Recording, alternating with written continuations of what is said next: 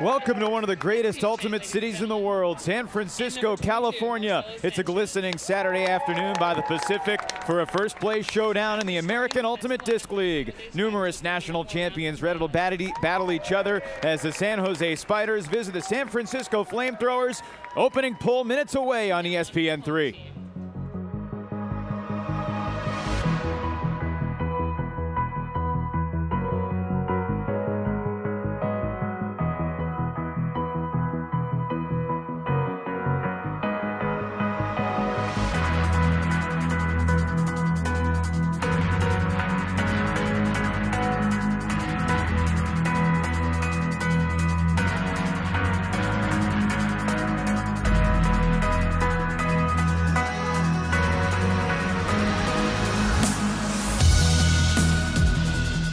Two of the league's marquee franchises ready to battle here at Galileo Academy Field in downtown San Francisco. Good afternoon, everybody. My name is Evan Lepler. The FlameThrowers and the Spiders, these two teams met back on April 12th in San Jose. A 4-point victory for the Spiders, and ever since that day, San Francisco has wanted to get the bragging rights back. Since the last meeting, both teams have played 5 games, and both teams have won them all by almost an identical margin of victory. And today, these two teams meet for the second time this season. The FlameThrowers at home looking for revenge on what's going to be a windy day here at Galileo Academy Field. Lots of storylines to discuss. Chuck Kindred will join us shortly as these two teams get ready for ultimate battle. Week number 6 of the AUDL, although it's the 7th game of the season for both San Francisco and San Jose. There's the Spiders. You see Bo Kittredge on the starting line, also Ashlyn Joy, two of the captains. There's Bo Kittredge, one of the dynamic athletes in the sport, the Alaska native whose college days with Colorado Mama Bird are very well documented. Last year's Farraker Award winner as one of the great players with fantastic spirit in the open game of USAU Club. Kittredge, among the leaders in the league in Ds, leads the team in goals. Kevin Smith, one of the player coaches as well. He's had a huge impact, tops on the team in touches. The disc goes through his hands, and then Ashlyn Joy, who started playing organized ultimate at UC Davis.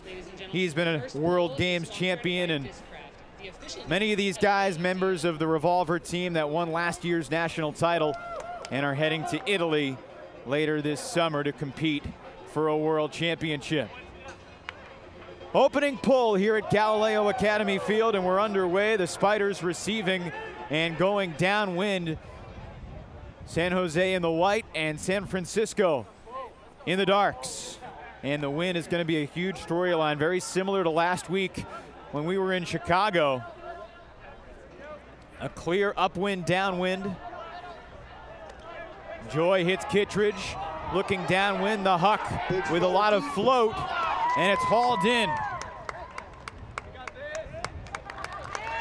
San Jose converts on his first score. Mark Elbogen, who's really made a big impact on the San Jose team since he joined the squad.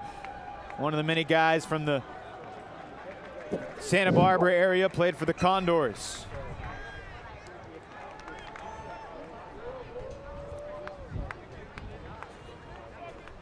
Little short flip to break the seal scoring-wise today. Last Saturday, San Francisco beat Salt Lake 19-16 in a drizzly, rainy day in Utah. Last weekend, San Jose got a pair of victories, including the highest-scoring AUDL game ever. San Jose beat Vancouver 39-33. Goals basically every 40 seconds in last Saturday's game between the Spiders and the Riptide. Took just 20 seconds for the Spiders to score downwind. So now San Francisco will pick up the disc, and it's Eli Jannon, former Oregon star, and he's canceled on the first throw. Matthew Natali, and a quick turn right back. And you can see what the wind is going to do to the disc. Tough conditions for even these top caliber players. Sam Chatterton Kirchmeyer laying out to keep the disc alive, Patrick Bayless. Back to the down inside. Seeing Greenwood. Greenwood looking across the field. He looks further down. He's being double teamed by 2. Eric Greenwood double teamed in the sideline. In the wind, the Hammers defended. Marcelo Sanchez came flying in defensively for the Spiders. And it'll be San Jose picking up the disc. Upwind scores will likely be at a premium in this game.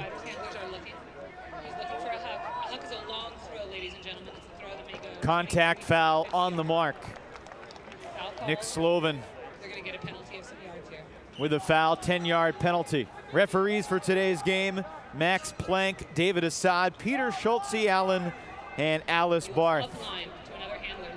White, upwind flick, Huck looking for Cohen to the end zone, and he dropped it right on the doorstep. Turnover. So in the opening minutes, these two teams feeling each other out.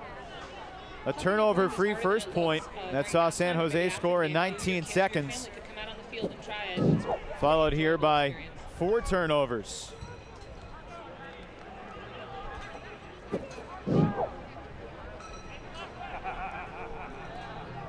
So again, this is Jannon. His backhand up in the air and intercepted. That's a turnover on the end zone line. As you can clearly see, the Spiders have less distance to go. It's a bit easier for them to stall count rising to the end zone for Cohen, and this time he hauls it in. A great start for the Spiders. 2-0 San Jose Spiders. Greg Cohen is a guy who hasn't necessarily gotten a lot of exposure, but a guy that Ashland Joy, one of the team leaders, points to as one of the burgeoning stars in this sport. 22-year-old from San Diego, one of the current captains at UC Santa Cruz. You can see no throws are easy, even the downwind deliveries.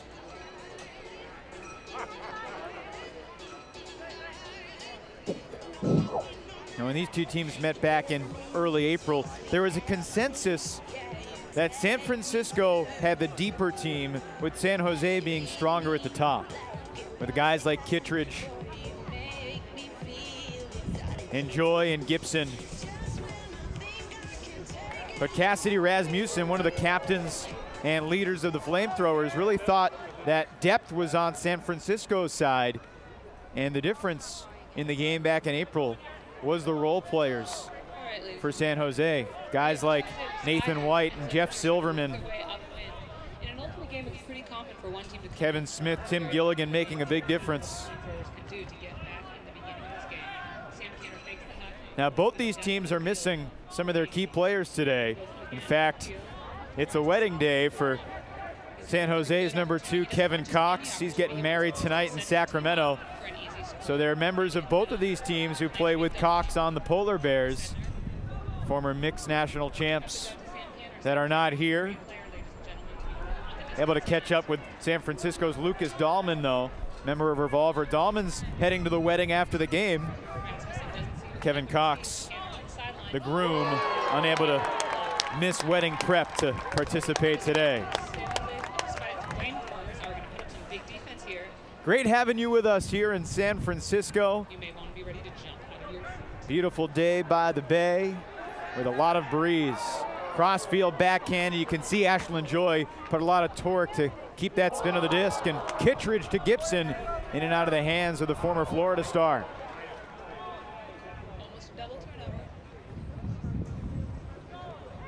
These veterans have played in all sorts of conditions. The tales of some of the wind in Sarasota in past years. Flick break to Alex Evangelides, a key member of San Francisco who just returned from work in the Uganda. A key guy that San Francisco hopes could be a difference maker today, because he was not with the team when they first played back in April. Rasmussen to the end zone. San Francisco strikes. Brandon Fine scores on almost 25% of the points when he's on the field. When he touches the disc, he usually is in the end zone. So San Francisco back within 1. Back-to-back upwind scores, and now San Francisco with a stop and a downwind score could even things at 2.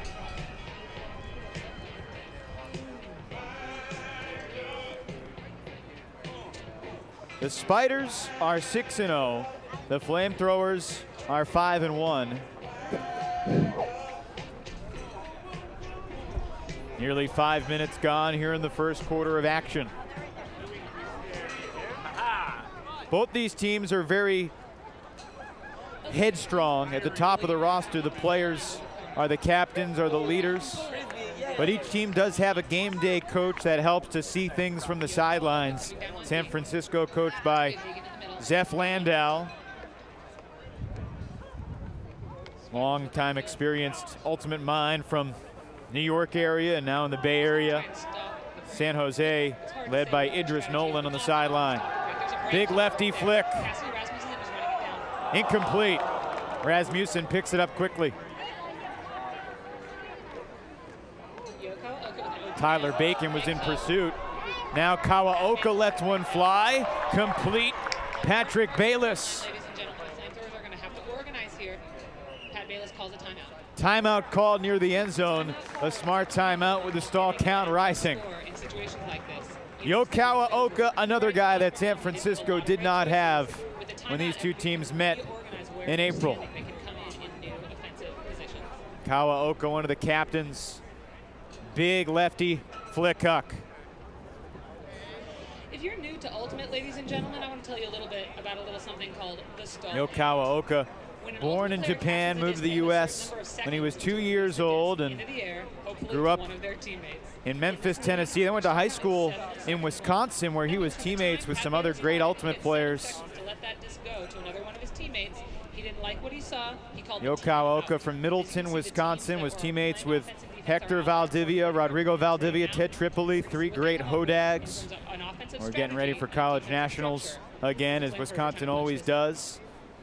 Kawaoka had a chance to go to Wisconsin, but also looked at Carleton. That would have changed the dynamic to the rivalry. But after growing up in the middle of the country, he said he wanted to get out of the middle of America and was looking at the East Coast or the West Coast, settled on UC Berkeley, a team that he has coached. So we'll see how the FlameThrowers play this. It'll be Rasmussen picking up the disc, surrounded by Spider defenders. Scuba to the end zone for Lucas Dahlman. Stoking the fire after Dahlman's first score to tie it at 2.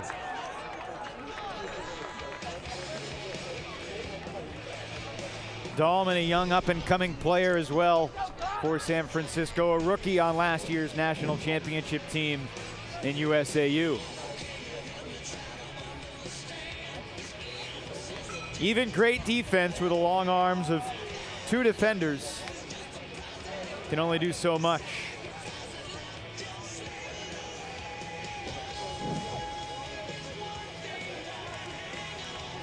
So the Spiders with 2 straight, and then San Francisco counters.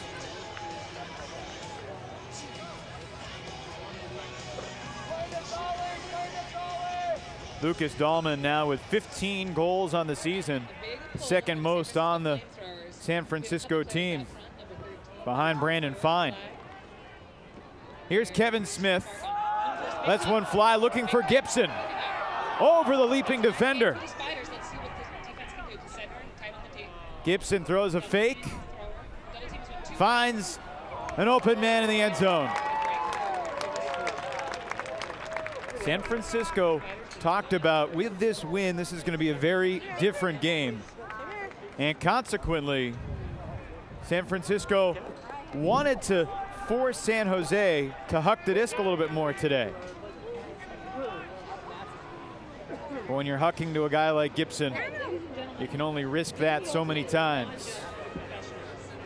One of the reasons Ultimate is taking off in our communities around the country because it's accessible to families, kids.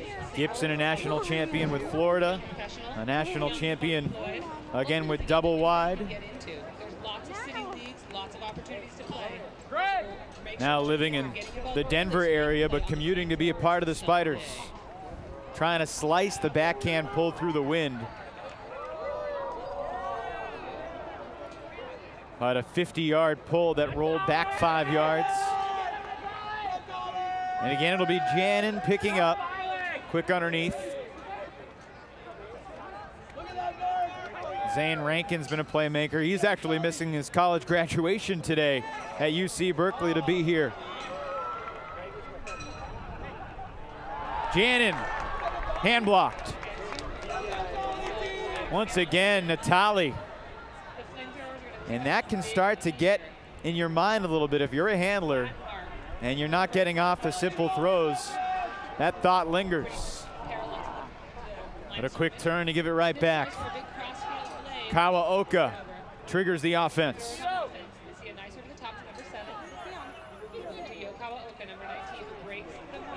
Kawaoka to Jannon. Incomplete. In and out of the hands of Brandon Fine. A rare drop for him.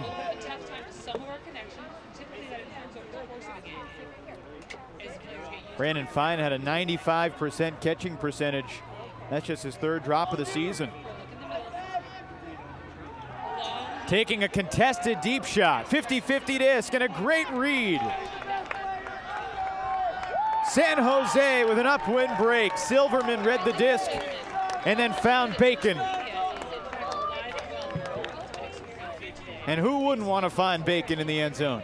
And in fact, we invite you to share the sights and sounds of our FlameThrower experience today with the rest of your world. You can win stuff. Oh yeah. Jeff Silverman was hesitating on whether to make this deep cut. He wasn't open, but then he saw the disc go up.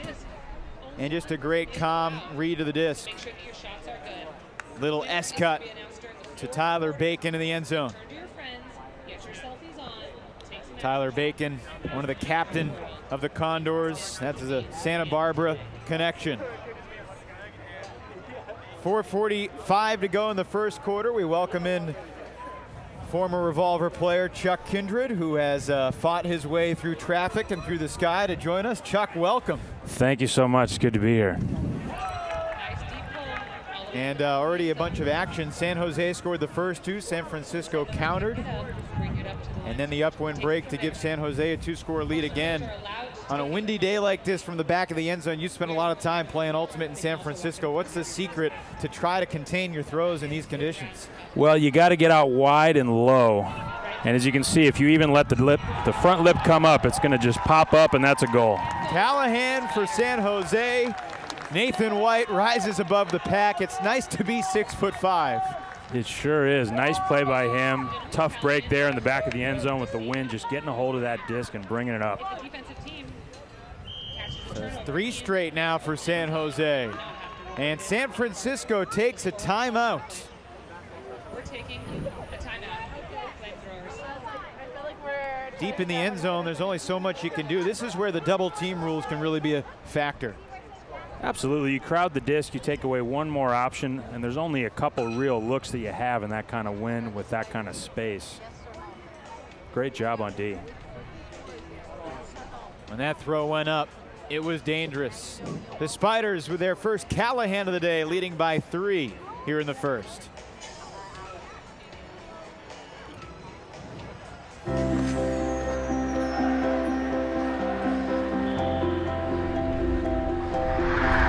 He's coming down the ice. He's coming around the net. Centering pass. Oh, look at this. A break for Canada. He shoots. He scores. Canada wins in overtime. Canada back on top of the world. Out there. What I'm telling you is that you need to choose. Welcome back to Galileo Academy Field, just a stone's throw away from the Pacific Ocean here in the beautiful Bay Area where the breeze is plentiful. San Francisco down by 3 at home. The FlameThrowers obviously were looking forward to this game. Their first time getting San Jose on their own field, and for a guy like Cassidy Rasmussen, he has had to hear about this loss every single day from his 2 roommates who play for the Spiders in Bo Kittredge and Ashland Joy.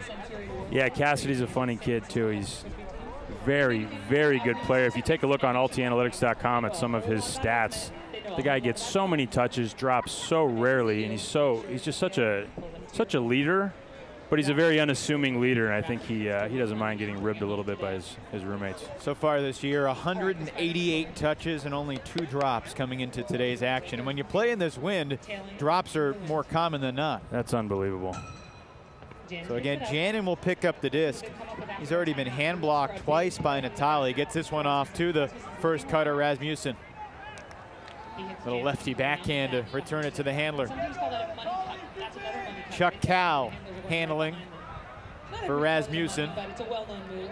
Nice up the gut look to number 7, who puts up a big Rankin to the edge of the goal and in for San Francisco. It's Zach Travis hauling in the score, the former Harvard Red Line Ultimate Star.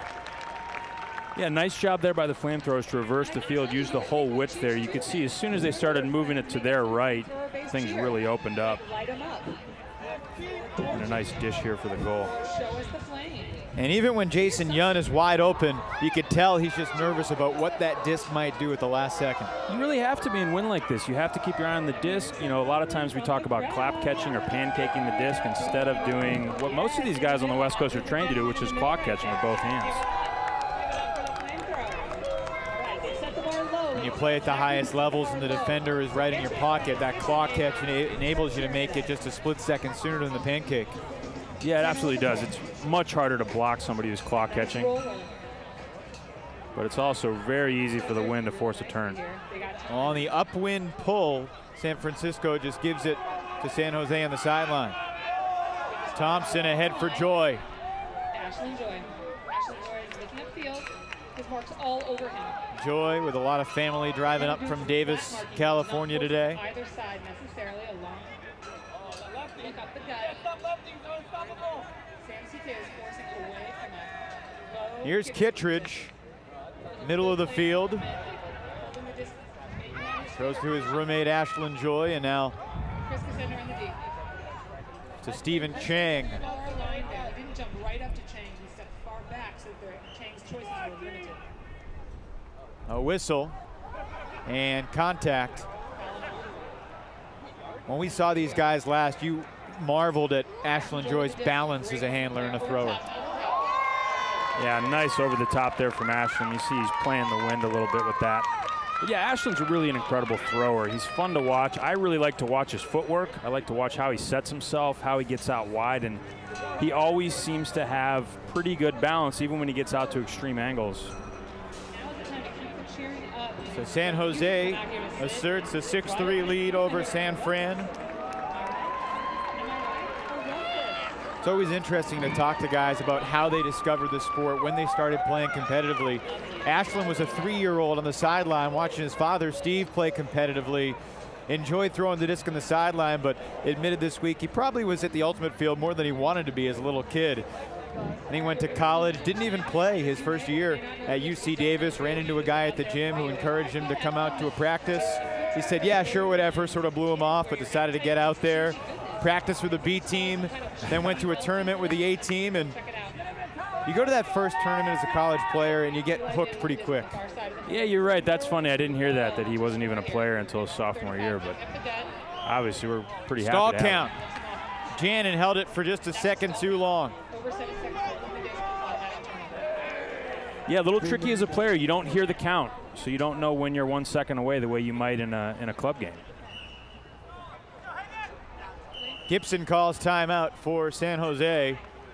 Another upwind score would make it a 4-point lead for San Jose. So the Spiders will talk it over about 20 yards from an upwind goal, leading 6-3 here in the first quarter by the Bay.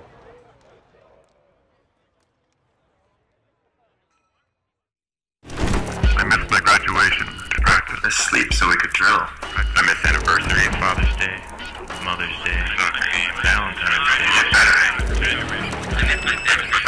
I missed my final exam. I missed the plane flight. I even missed my parents' anniversary. I missed a lot.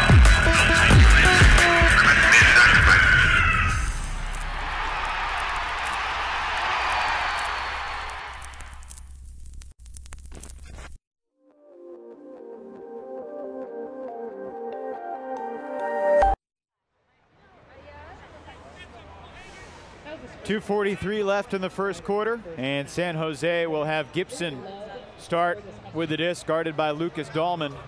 As we talked about before, the opening scores looks like a horizontal stack. that makes the score even more valuable. When you're this close to the end zone, sometimes the horizontal stack isn't as effective. Traveling violation on Gibson.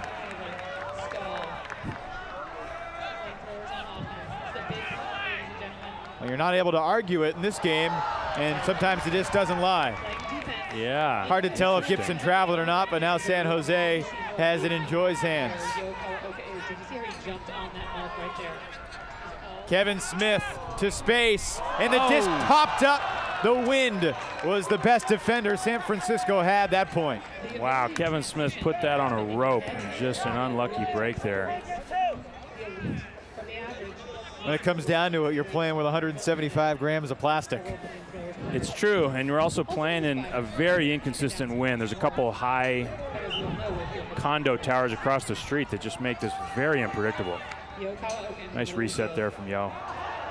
Cal's backhand was over the top, seeking Andrew Hagan. You can see the disc is not going where the thrower appears to have intended it. You know, oftentimes in a win like this, with two lesser teams, you would see more punt and play defense when you're this close to the end zone. But I think San Francisco, too polished of an offense, but it will lead to some mistakes by the end zone. That was a bullet flick from Gibson, and just out of the reach. Eli Kearns flipped it past his target. You can see how much muscle the Spiders are putting on the disc throwing in this direction. You really need to do that. If you don't do that, the disc will flutter on you. It will pop up on you. You can see they're putting pretty much all their power on it the way Gibson did there.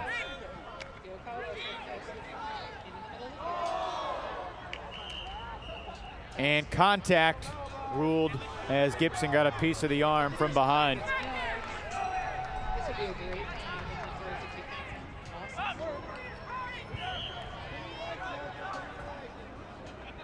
Penalty again. Dahlman reset through the disc again. Ready to go. Gibson getting a lot of whistles blowing on him right now. In the corner, Yo Kawaoka with the disc to the Nice right break side. there by Yo. Matt Bayless looked for it. Kawaoka was on his way to China the last time these two teams were playing. Far across to number 5. So one of the Bayless key has 6. He's looking upfield. handlers. Hagan makes a nice sweep on the low throw. Rips it. Daring deep shot looking for Rasmussen, but Kittredge denied it easily. You can see how you just don't know what the disc is going to do. Not a bad looking throw, especially if the wind is kicking that direction. But that almost hit Bo in the back.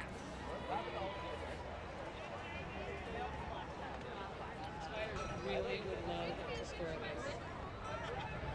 As I've said before.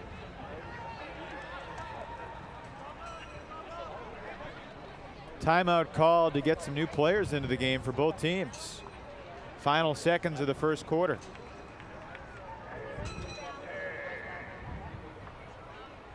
Is that the end of one?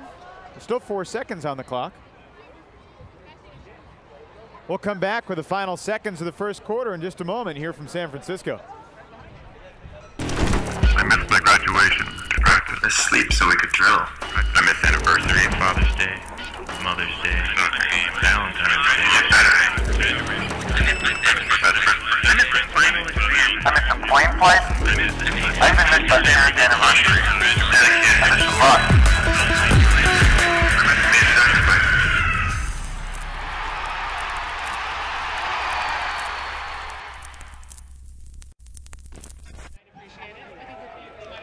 Four seconds on the clock.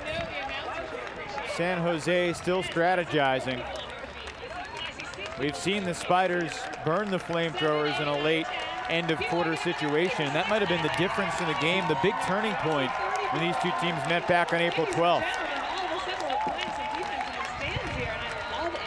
Full field huck to end the third quarter, broke the tie. Yeah, they've got a chance to make one pass and then bomb it. And it's D'd up immediately by the Flamethrowers.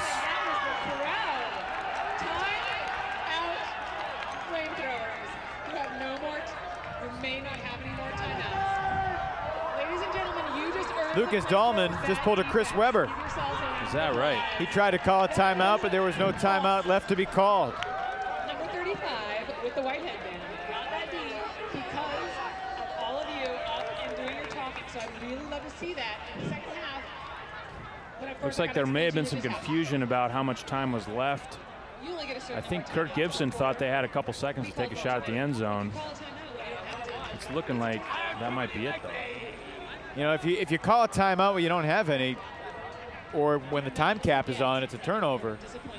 So perhaps San Jose should have a little bit of time, but that's going to be the end of the first quarter here from San Fran. A great start for the visitors from San Jose. They're undefeated in the year, and San Jose leads by 3 at the end of 1.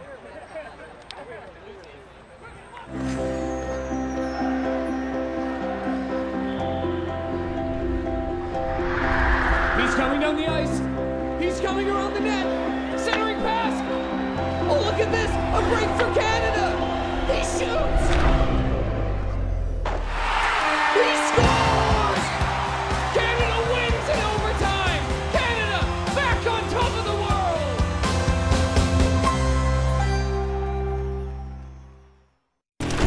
I missed my graduation to practice. I sleep so we could drill. I missed anniversary, Father's Day, Mother's Day, soccer game, Valentine's Day, Saturday. I missed my final exam. I missed some plane flights. I even missed my parents' anniversary. I missed a lot.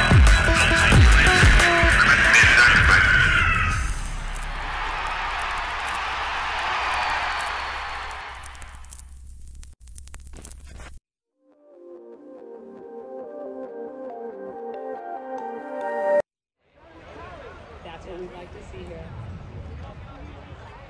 Yes. 12 minutes down, 36 to go here from Galileo Academy Stadium, home of the Galileo Lions and the San Francisco FlameThrowers. And they had ambition of coming out really sharp at the start of this game, but a couple key mistakes early opened the door for San Jose to capitalize, and they did. Yes, San Jose looks pretty comfortable. It's not the most beautiful game in this kind of wind, but I would say if you look at the players on the field and you look at kind of the pedigree of some of these guys,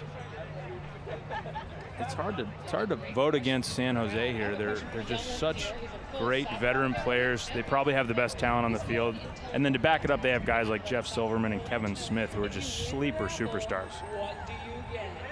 This is actually a 50-50 cash wrapper. And a lot of guys who weren't necessarily key members of Revolver helping San Jose boost its chances. Those sleeper superstars, the Santa Barbara guys and some of the other key additions from out of town. Obviously, Kirk Gibson's no sleeper, but the out-of-town add-on has really made a difference. That's for sure. Kirk Gibson gets a lot of credit for being a great receiver and just having great speed, but he really does throw well. And in a win like this, you need guys who can get the ball to the end zone.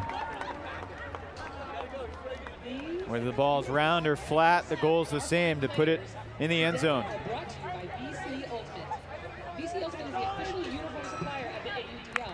San Francisco will be receiving the disc going downwind here. And in fact, we have some Ultimate gear for you here today. Offensive line, including Kawaoka, Davis, Evangelides, Janin, Sloven. Don't go home without getting some new flamethrowers.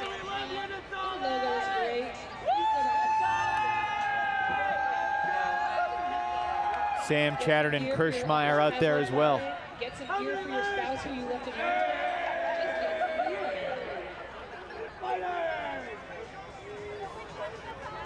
The owner of the game's only Callahan, Nathan White, to pull to get the second quarter started. It's about as good of a pull as you can hope for, throwing into that wind. That downwind look is really giving us a hard time. Yo breaks the mark again, far side. Looking for Sam CK up the gut. Looking for a dump. Stall. Couldn't get it to Kawaoka in time. Wow, the resets are not easy right now. You can see guys are holding the disc a little bit, That's a confident Ultimate player. He's ready. waiting a little extra second to make sure their guy's open in this kind of wind. Natalia underneath to the end zone for Cohen, right near the sideline for the score. It looked like Sloven got caught sleeping there. Left his man open down the line. Perfect throw.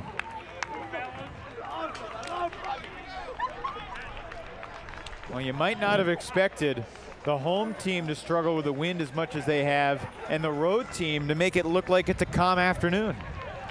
Yeah, it's a good point. I wonder how used to this stadium any of these guys are. This is a strange place to play, especially on a day like today when the wind is coming in off the bay, off the ocean.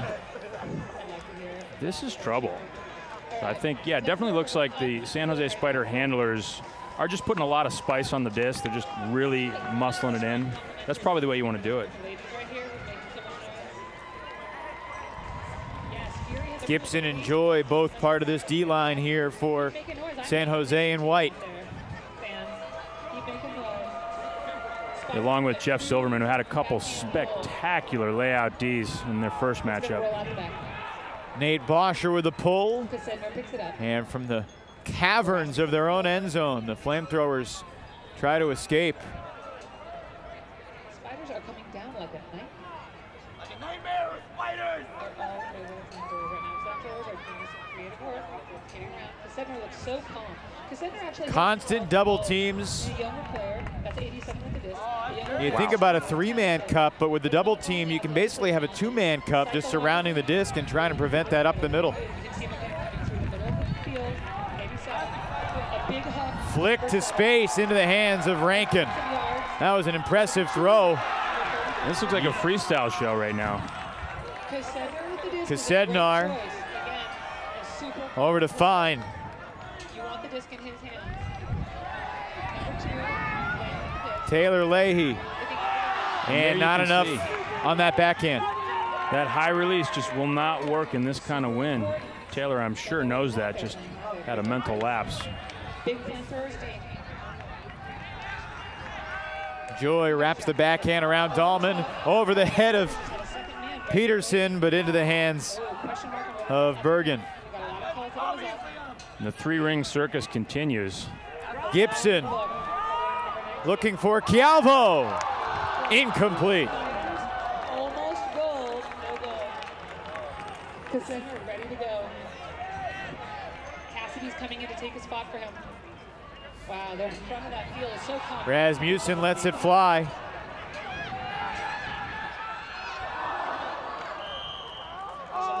There was contact. I think you have to call that. I'm not sure. Maybe there was a call on the throw. Traveling violation, I believe, on the throw. So it didn't matter. I paid that guy lots of weight. So that changes the field position dramatically. And this is downwind, so look for some over-the-top throws here. They will go up and come down. I know Ashland threw a high-release backhand for a goal not too long ago.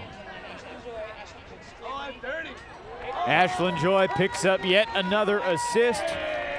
And the FlameThrowers need to be careful here because the Spiders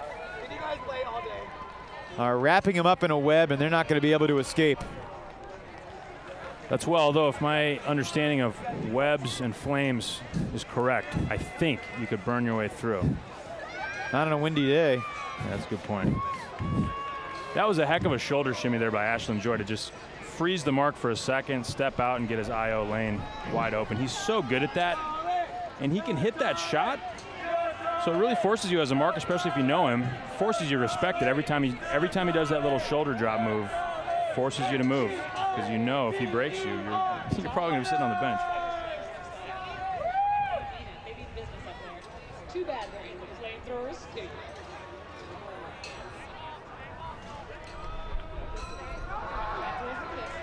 San Jose on a 6-1 run. This is Sam Canner, one of the key captains of the FlameThrowers, former college national champion at Carleton. Kawaoka keeps it alive. Wow, what an adjustment by Yo. In and out of the hands of Evangelides. Kawaoka, just great instincts to haul that in.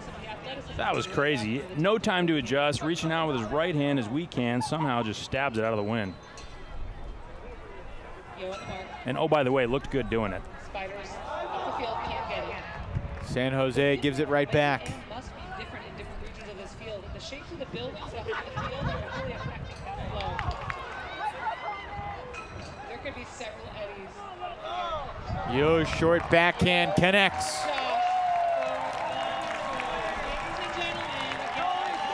Eric Greenwood there almost overran the cut. He's so quick, even as a thrower that knows him. A lot of times you'll put it up to him and he's already passed it by the time it gets to him. There's a whole region in that middle stands that are just sitting there, ladies and gentlemen. I want to see you get up. If you haven't bought your raffle tickets, now is the time. Now is the time. This brings San Francisco back within 4. Still tons of time, obviously. But the offensive line for San Jose is pretty well rested right now. Coming back on the field.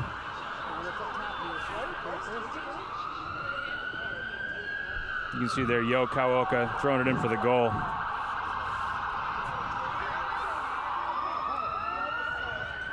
And a short pull from San Francisco. Joy will pick it up. Elbogen, Gibson, the cutters closest to him.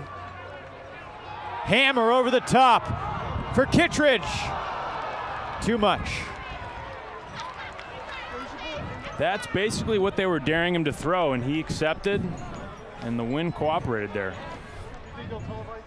Looked pretty good off his hand. It's hard to overthrow Bo Kittredge, but on a windy day like this, maybe the only time it's possible. Now the upwind backhand huck. Wow. In and out of the hands of Rankin. Wow, Elbogen in his pocket. Great pressure. Great pressure from Elbogen. Now Marcelo Sanchez. Ooh. Kittredge keeps it alive. Cassidy wanted that one. His roommate and close friend, Cassidy Rasmussen, guarding him tightly.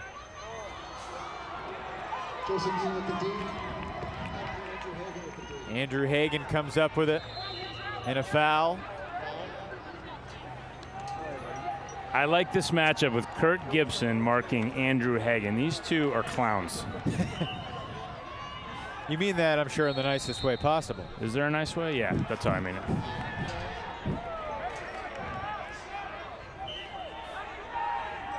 Hagan surrounded. Finds Rasmussen up line. In the middle, it's Bayless. Back to Dahlman.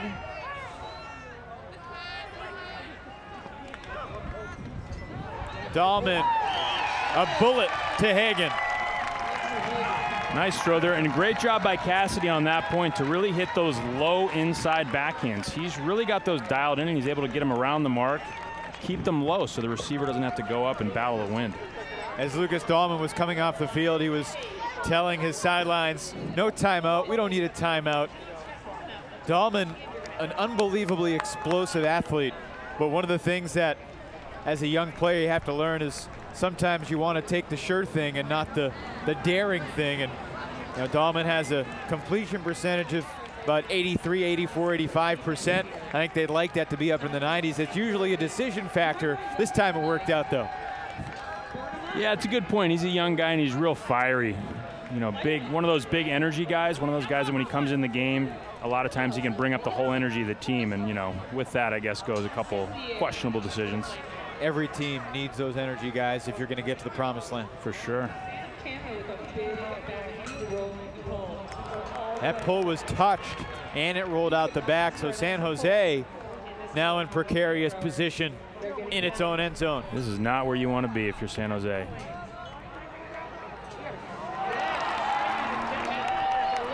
It looked good, but incomplete. San Francisco looking for a third straight point. FlameThrowers within 2. Chatterton Kirschmeyer for the score. Sammy CK getting in the end zone right where he belongs. You know, longtime veteran of Seattle Sockeye, caught the game winner. Or I guess he was a couple feet outside of the end zone for a championship when Sockeye pulled the upset a few years ago. He's one of those guys who's been relevant for a long, long time. Yeah, been out of the open scene the last couple of years. Last played for Chain, but you know, a huge get for this team. The Sammy CK and Alex Nords of the world. It's got to be cool for them to be able to say they're professional Ultimate players after such long established careers on the club circuit. Yeah, these guys put the sport on the map. Some of their plays are just shocking. And for these guys to get to kind of, you know, do a final lap and get cheered the way they deserve to be is really special.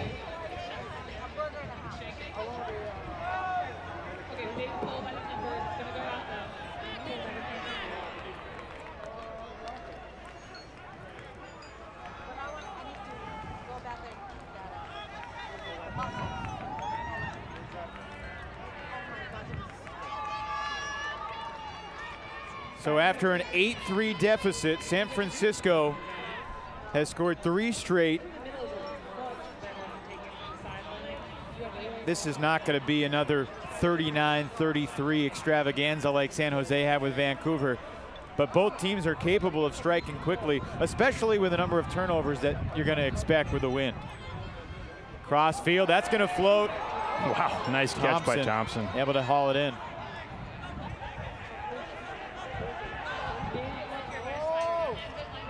Kittredge did not attack the disc, but a push called on Rankin.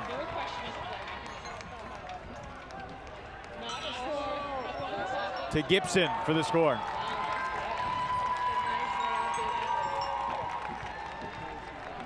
Andrew Hagan and Ashland Joy are talking about it behind the play.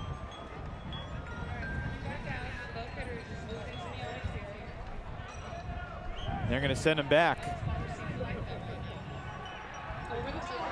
Over the top to Bo Kittredge, and now he's in. Gibson to Kittredge. Cassidy has been very close to a couple of Ds on Bo. Couldn't get either of them, but he is right on it. Just a couple of nights ago, they were working out together, Cassidy and Bo and Ashland and Martin Cochran, who's not playing in the AUDL, but a great player in the club scene, former Farraker Award winner as well. The connections between these two teams, it's stunning. Yeah, it's true, and you know, in the Bay Area, there is kind of a camaraderie among all the teams that's a little rare. I mean, I've played in other cities and lived in other cities, and there's a way that all these guys really know and respect each other, almost regardless of where they play. In many ways, this game is more like a revolver practice when you get to see some of the chippiness and aggressive trash talk that, you know, makes each other better. Absolutely.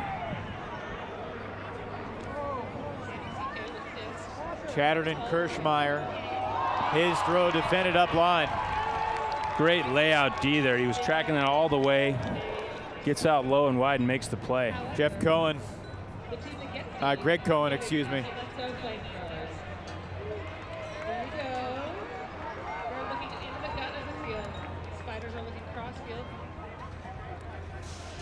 Cohen back to Smith.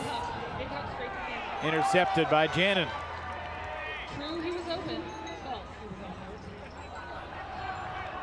Sammy CK hits Greenwood. Looking over the top for Slovin. 50-50 disc in the end zone. Sammy CK emerges. The crafty veteran hauls it in. Well done. It's true, Sammy CK went to UC Santa Cruz. He's a Bay Area product before he went all over the world, wowing us with his playmaking. And a nice deep shot there by Greenwood. He did the right thing here. He's throwing downwind, and he just got it up, and he got it flat. Give your receiver a chance. Let him get position here. Slovan actually ended up distracting the defender a little bit from what ended up being the goal. But that's not a bad play. If you get a look at the end zone with two big guys back there and you're the FlameThrowers, I'd say might as well take it. A great crowd here at Galileo Academy Stadium. Their first chance to showcase their support on ESPN3. And after trailing 8-3, a 4-1 rally from the FlameThrowers. Yeah, a lot of young people out today. Pretty cool to see some of the local high schools getting out here. Sanchez is streaking deep. That left Kittredge wide open underneath. Sam Canner playing some tough D, number 7 playing some tough D as well. Sam Canner, number 32, plays great dump D. Watch him bother these resets. El Bogan drops the hammer, incomplete. Wow, that's a tough D. Coming over the top, barely even can locate the disc. It's flying upside down, turning over, and he gets his hand on the disc.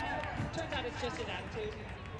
He talked about Sam Canner's defense. Sam told me earlier this week that there's nothing he loves more than to seeing the look on Ashland Joy's face after he makes a turnover, knowing that he had something to do with it.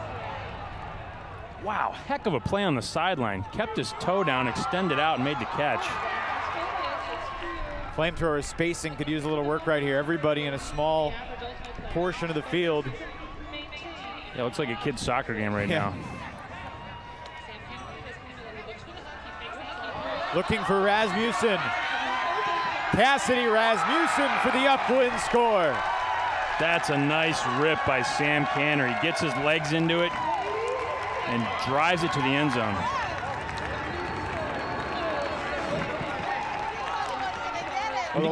To give you an idea, sorry, Evan, to give you an idea of just how much wind there is here, Sam Canner's a puller. He's got a gigantic backhand, and he had to put everything he had on it just to get it 25 yards into the end zone. Lucas Dahlman just came over to our booth and said, "It's a game now." He pointed to the scoreboard. Sure did. He's absolutely right. Classic Dahlman. Very fired up right now, and rightly so. These guys really need to win this game, I think. You don't want to drop the first 2 games in this rivalry, especially since there's only one team coming out of the West.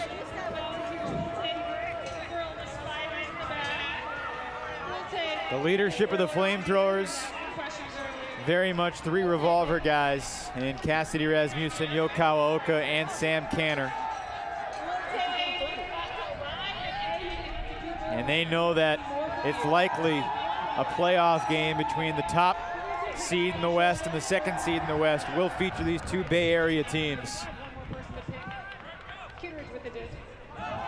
And look at Bo. Kittredge shooting it up for Gibson.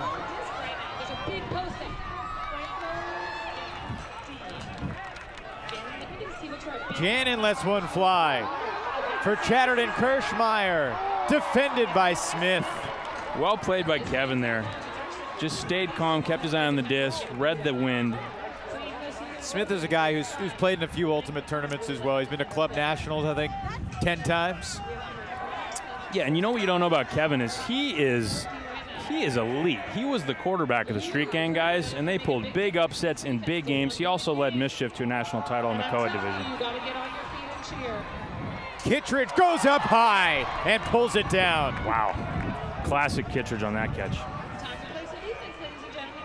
When you say quarterback of the Street Gang guys, that sounds a little feisty. I should clarify, that's the San Diego club team, kind of the #1 club team in San Diego. Sam Canner gets to see the look on Ashlyn Joy's face after the turn.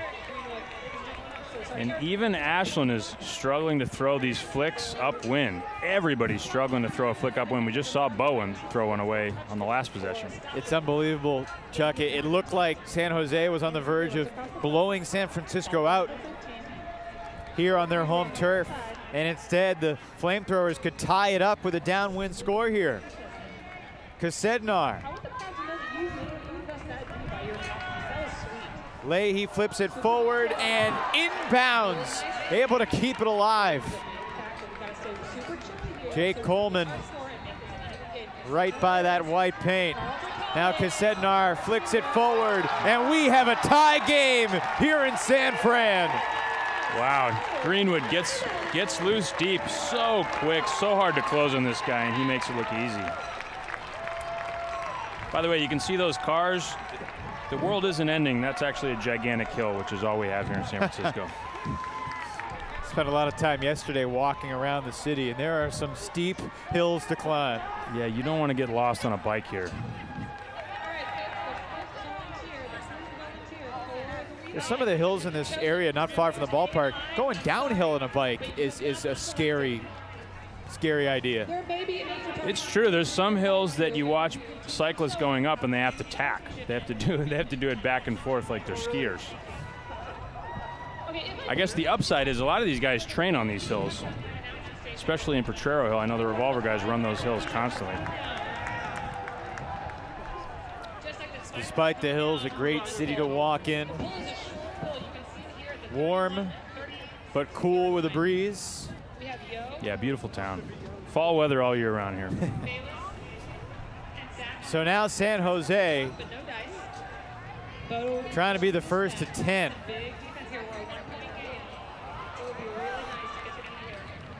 That's a nice hammer by Eli Kearns.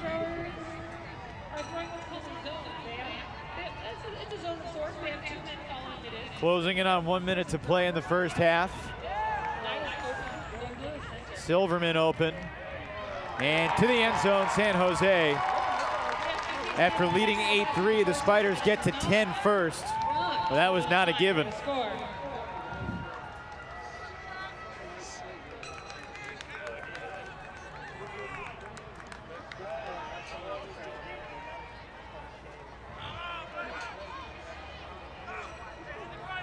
So just under a minute to play here in this first half.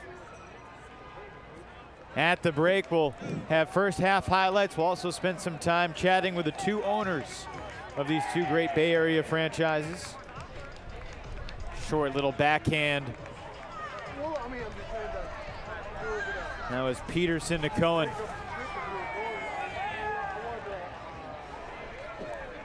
So end of quarter situations are so important. Chuck Cow over to Janin on the sideline, gets rid of it quickly. Sednar and Greenwood play catch. Still a lot of time in this quarter, 35 seconds. But San Francisco, like clockwork, to the end zone. Picking the Spiders apart to tie it 10-10.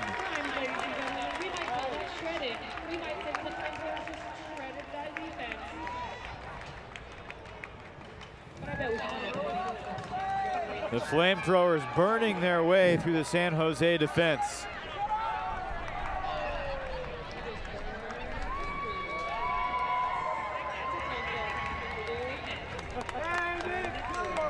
So the offensive line for San Jose returns with 32 seconds on the clock, 32.3 in the official stadium scoreboard.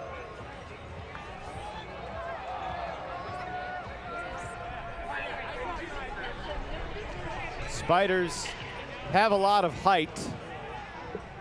The disc starts when the offensive player picks it up. So Thompson collects over to Smith. Taking a deep shot immediately. Sanchez. 20 seconds. The Spiders are in once again. El Bogan.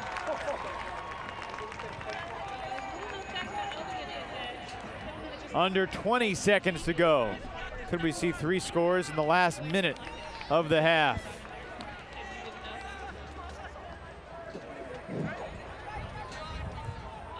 Smith to Sanchez.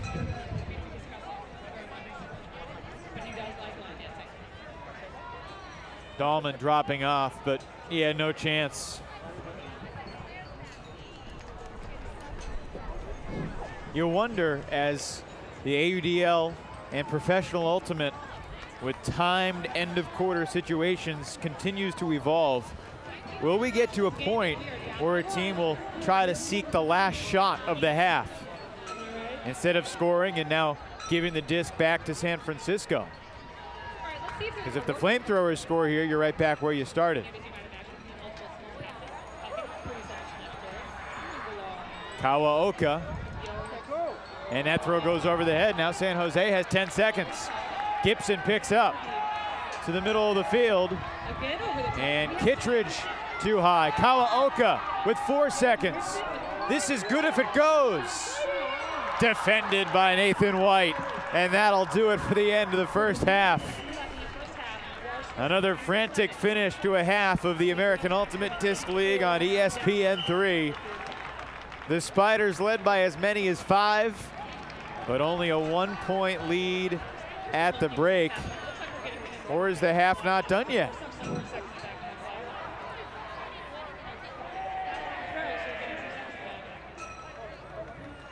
Kawaoka was fouled on the throw. They're going to add 10 seconds to the clock. Kawaoka through the double team. They have not put time on the scoreboard. To the end zone, and we're tied. Kurt Gibson pointing at the scoreboard saying there's no time left. The referees did not wait for the scoreboard operator to add the time to the clock. And Rasmussen refusing to rush. San Francisco, they haven't put the score up on the board yet either. Sammy CK picks up the assist to Alex Evangelides. That low backhand with just enough float to get there.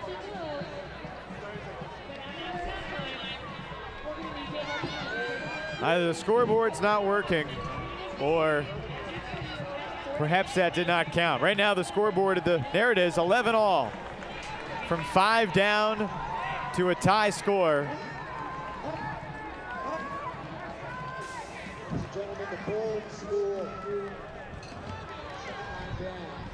Referees are talking to the San Jose coach. Ashlyn Joy and Sam Canner playfully getting into it. Great crowd is trying to figure it out. The band was starting to come on the field, which is a famous phrase here in the Bay Area. Cassidy Rasmussen was yelling, "The band is on the field." In the AUDL, this is as close to the game as we've got. The big game between the Spiders and the FlameThrowers. The question is, should they have restarted play before they added the time back on the clock for the fans and the players to see? And that made things really tough. The Spiders defenders looked and saw no time left on the scoreboard, and yet they needed to continue playing defense until the final whistle.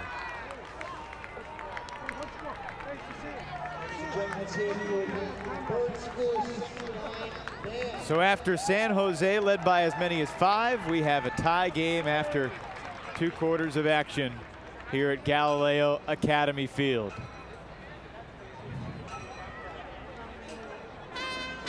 Just like last time, twists and turns and peaks and valleys, but very close at the break.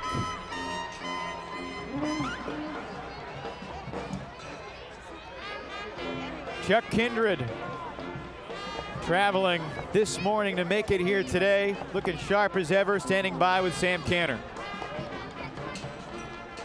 So I'm here with Sam Canner, one of the standouts on Revolver, graduate of Carleton, and now a burgeoning star here on the San Francisco FlameThrowers. And Sam, how did you think the first half went? Well, as you saw, it was a pretty slow start. I don't know what it was, the wind or something, or playing the Spiders again, but they definitely knocked us off our feet that first quarter. Thankfully, we recovered pretty well, ran off some breaks, got some upwinders, and tied it up here. How would you describe the rivalry between these two teams? I know there's quite a few D-line players on your squad, quite a few O-line players on the San Jose squad as far as the Revolver roster is concerned. Does that play in here? Are these guys you really don't like after years of banging with them in practice? I mean, it's a great rivalry. I think we push each other in practice, we push each other in these games, and I think it makes us both better, you know. It's kind of like a sour band of brothers where we're always just nagging at each other, always trying to push each other to make ourselves better. So it continues out here, and it's great. Give us an idea of how hard it is to throw upwind. I saw a bunch of guys really muscling these upwind throws, and very few completed. How hard is it right now? It's just swirly. I mean, you can see with the apartment towers and the ocean behind here, it's just really swirly out here. I mean, if it was a little more consistent, that would sort of give throwers a better idea about what kind of angle or snap to put on the throws, but you just never know what's going to happen when you release the disc. So you just try to, you know, keep your throws low and gun it into your receiver's chest. It's tough. Makes sense. And what? Any thoughts on the season so far? Any predictions for how it's going to go the rest of the way? Well, we know that it's going to be us and the Spiders all the way to the Western Conference Finals. So we have a few more tricks up our sleeve, and we're hoping to show maybe a little few this second half and continue the rest of the season. And we'll see them in the conference finals. We're looking forward to it. All right, great. Good luck to you and the FlameThrowers.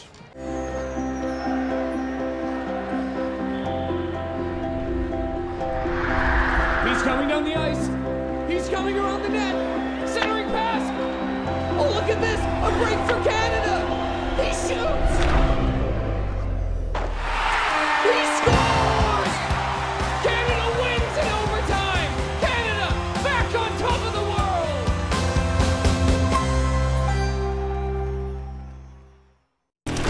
I missed my graduation, practice, asleep so we could drill. I missed anniversary and Father's Day. Mother's Day, Valentine's Day, I missed some flame play. I even missed our parents' anniversary. I missed a lot.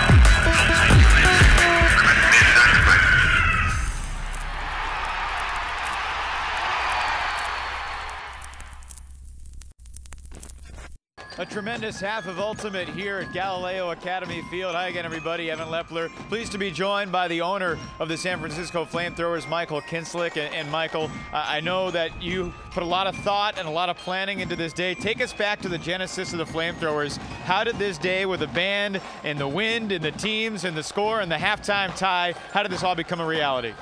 Well, it goes back a couple years ago to when I found out about the AUDL playing in my local pickup game, and emailed Josh Moore, the founder and commissioner of the AUDL at the time, and we started a conversation.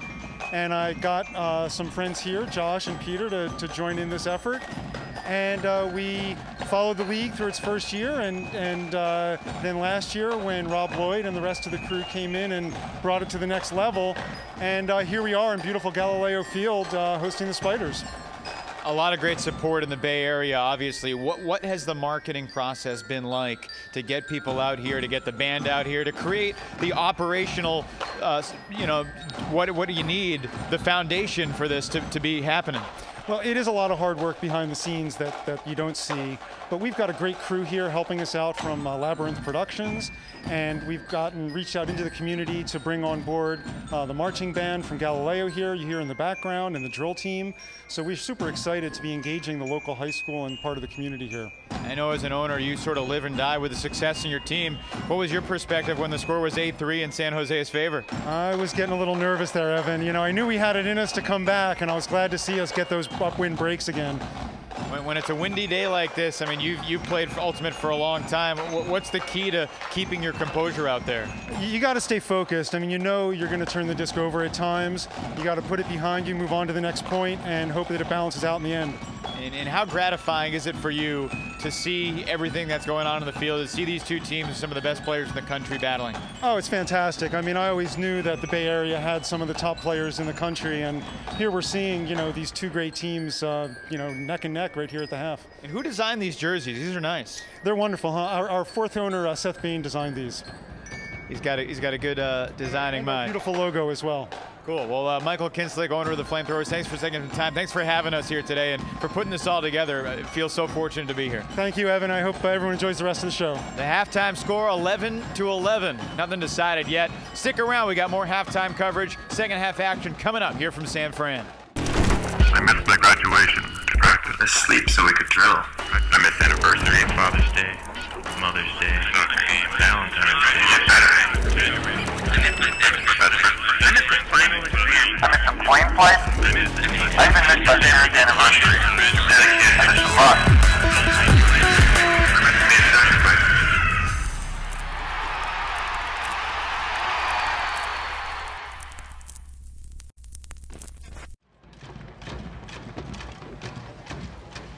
Nothing makes an atmosphere like a drum line, and we've got a great crowd here in San Francisco. Evan Lepler once again joined by another owner. This time it's the owner of the San Jose Spiders, Andrew Zill. Andrew, thanks for taking a few minutes. I really should say the owner of the unbeaten San Jose Spiders. When you became an owner of the AUDL, indeed for now, what were your expectations for putting together a team?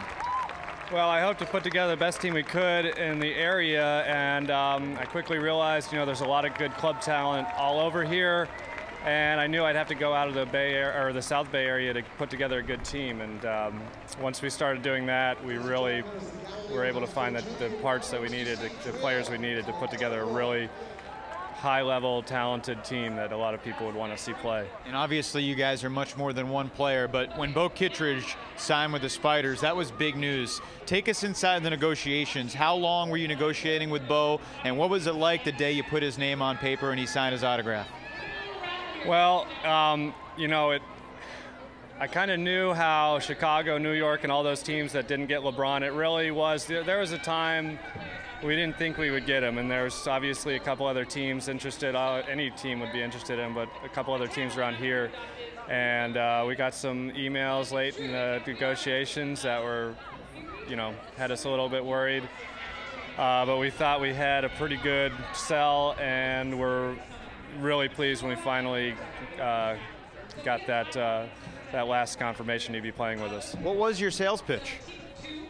That's a great question, and probably a lot of people want to know, but first off, I would say, we've got a really good atmosphere and environment down in San Jose. I sold them on our crowd base, and plus it's you see the wind and the craziness out here on this game, and South Bay is a little bit nicer place to play, so we had that nice natural advantage going on our favor. I think that was a big part of it. You and the other owners are competitors. You're battling against each other, but you're also working together to try to create the AUDL and bring it to. What's it been like working with some of the other owners, both in the West Division and around the country? Well, it's been a lot of fun, and joining the AUDL as an owner, it's kind of like entering a family. You're not. Think of like you got brothers and dads and everybody else that you want it to, you love each other, but at the same time, you're all in it together to try to build something, but you also want people paying attention to your team, and everybody's fighting for those chances to be the team that gets to be on TV and the team that people are paying attention to. So it is a competitive environment. I know this information is on the Spiders website. Tell us about why the team is named the Spiders. Yeah, Silicon Valley, we're in Silicon Valley, and Silicon Valley is absolutely every stereotype of meeting computer programmers and everything else, engineers and things like that. It's totally true. And we felt the Spiders, we wanted an animal, we wanted an S, right? It's got to be San Jose's S something, right? So we felt that Spiders would represent our web-based technology type of atmosphere down in with all the companies down in San Jose, so it was a natural choice. Well, undefeated so far, but a big second half ahead. I know you're nervous. What are your thoughts in the second half? Oh man, we had it. All right, I don't know what happened in that second quarter, but I felt so good. 9-3, I think it was, and I'm gonna have a heart attack out there if they keep it like this the rest of this game. I'm really nervous. I think it was San Jose up 8-3, and then San Francisco went on an 8-3 run, and that's how we get to the 11-11 halftime score. We'll take a quick timeout. You'll see some of the first half highlights, and you'll also see some of the highlights from the AUDL from Week 5. Andrew Zill, owner of the Spiders, thanks so much for taking the time, and we'll see you at your place to take on the Riptide in a couple weeks. Yeah, I'm looking forward to that game. That should be a high-scoring game. Andrew Zill, just like last week, they scored 72 goals in 48 minutes. Our halftime coverage continues. 11-11 your score at the break. He's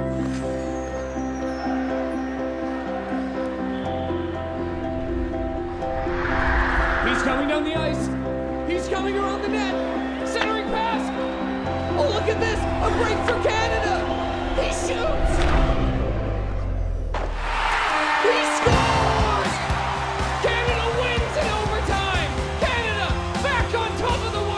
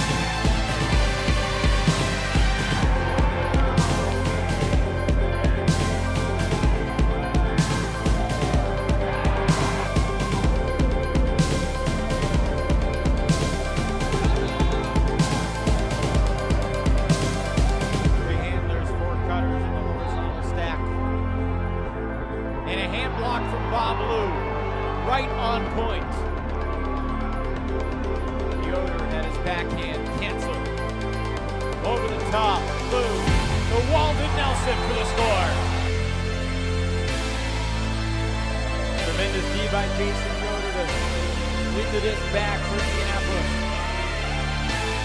Our downfield target begins with a hammer to space. Straight, defended. Indianapolis forces a turnover.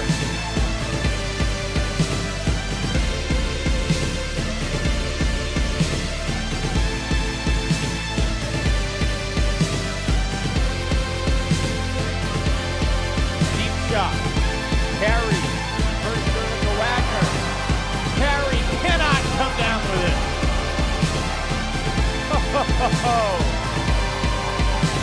20 seconds. And he overshoots Blue. Indy's going to have to defend here. Tied at 17. The disc deflected.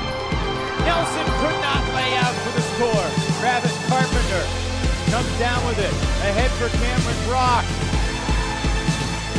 Nelson pulled it away from Brock. And now they call it a goal. Valentine Ingram looking for Brock. Helton over, left it. Brock, can he keep it alive? No, the referee says incomplete.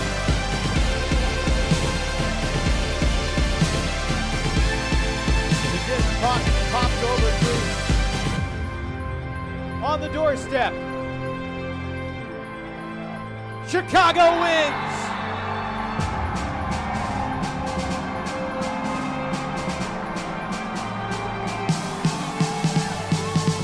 Just a few minutes away from the start of the second half here in San Francisco. Great to have you with us. Great game, 11-11. Welcome back to our broadcast location, everybody. I'm Evan Lepler alongside longtime Nationals competitor Chuck Kindred. And Chuck, back and forth first half. As we jump into these highlights, what stood out to you in terms of how San Francisco fought their way back into the game? Well, I thought they just started taking shots at the end zone, grinding it out. Cassidy Rassman had some really good low breaks, and I think that started to really carry the team in the upwind direction. But really, they just started taking shots downwind, winning discs in the air, and clawing their way back into the game. And capitalizing a little bit on more opportunities. Some floaty backhands got away from them early in the game. San Francisco really started to gain its composure with the wind. Yeah, it looked that way, and again, it's who wins the high disc. They've got good size, and they started playing the disc in the air well, and you're going to have to do that to win against San Jose. Let's jump into these first half highlights if we can. The Spiders and the FlameThrowers tied 11-11. Well, a lot of fans enjoying themselves. The San Francisco Giants in town this weekend playing against the Miami Marlins. I had my first AT&T Park experience last night. It was a wonderful time. Hand blocks from Matt Natale. He got the better of Eli Janet a couple times in that first half. Yeah, his hand in the right location on the downwind side. Keep your hands high. Here's the Callahan, Nathan White. It's nice to be tall, isn't it? It's good play by Nathan for sure. 6'5", able to haul in the Callahan. Kawaoka, a nice recovery there. He's made a difference in his first game against San Jose. He has. He's got a presence. He's one of those guys who's been a fixture on the scene, both as a player and a coach. And when he's on the field, you just feel more confident. And even some discs that look like they're right in guys' hands become knuckleballs. Yeah, it's true. You see Cassidy so close to a D here on Bo. Chatterton Kirchmeyer's flick D'd up near the sideline. Yeah, Cohen got in there and got the D. Nice play by him. And this is Sammy CK cleaning up the trash. It wasn't intended to him, but in the stat sheet, that doesn't register. Yeah, that's right. That play was really impressive. And here we can see deep shot by, I believe that was Kevin Smith. And Bo does what he does and gets up high and early. Kittredge does that better than anybody else in the game. This is the final score of the half. Rasmussen, the low backhand. And then to the end zone right as time was expiring. A lot of confusion in the final seconds of the half. But an 11-11 score as the second half gets ready to begin.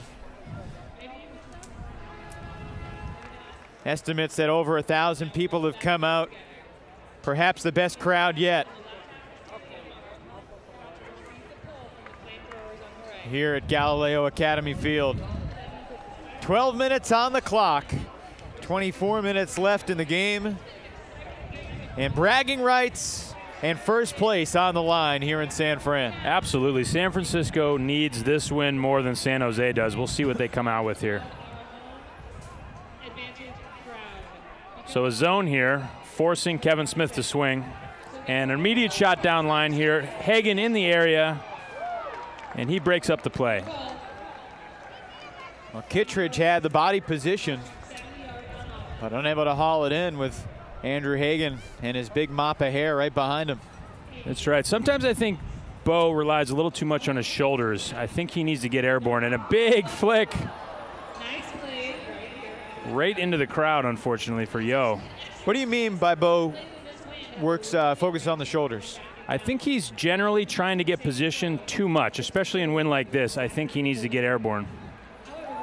But San Jose retakes the lead off the giveaway near the end zone. Yeah, nice opportunistic play there. And you know, if you watch Bo early in his career, he played at Colorado, he played on Johnny Bravo, and he basically was looking for any excuse to get up and over someone. And as he got bigger and stronger, as he just became more of a pure sprinter, and as he just got smarter, he's relied more on position.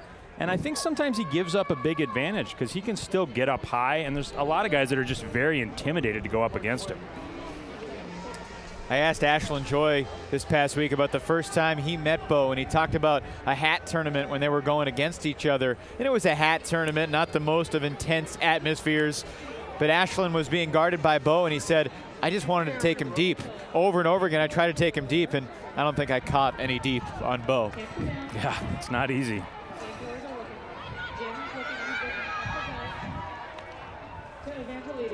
Alex Evangelides, who was in Africa the first time these two teams met. Janin looking over the top with a hammer. Slovin incomplete. He was there. Yeah, tough play, trailing away from him. He had to turn and try to just pancake it. Couldn't quite make the play.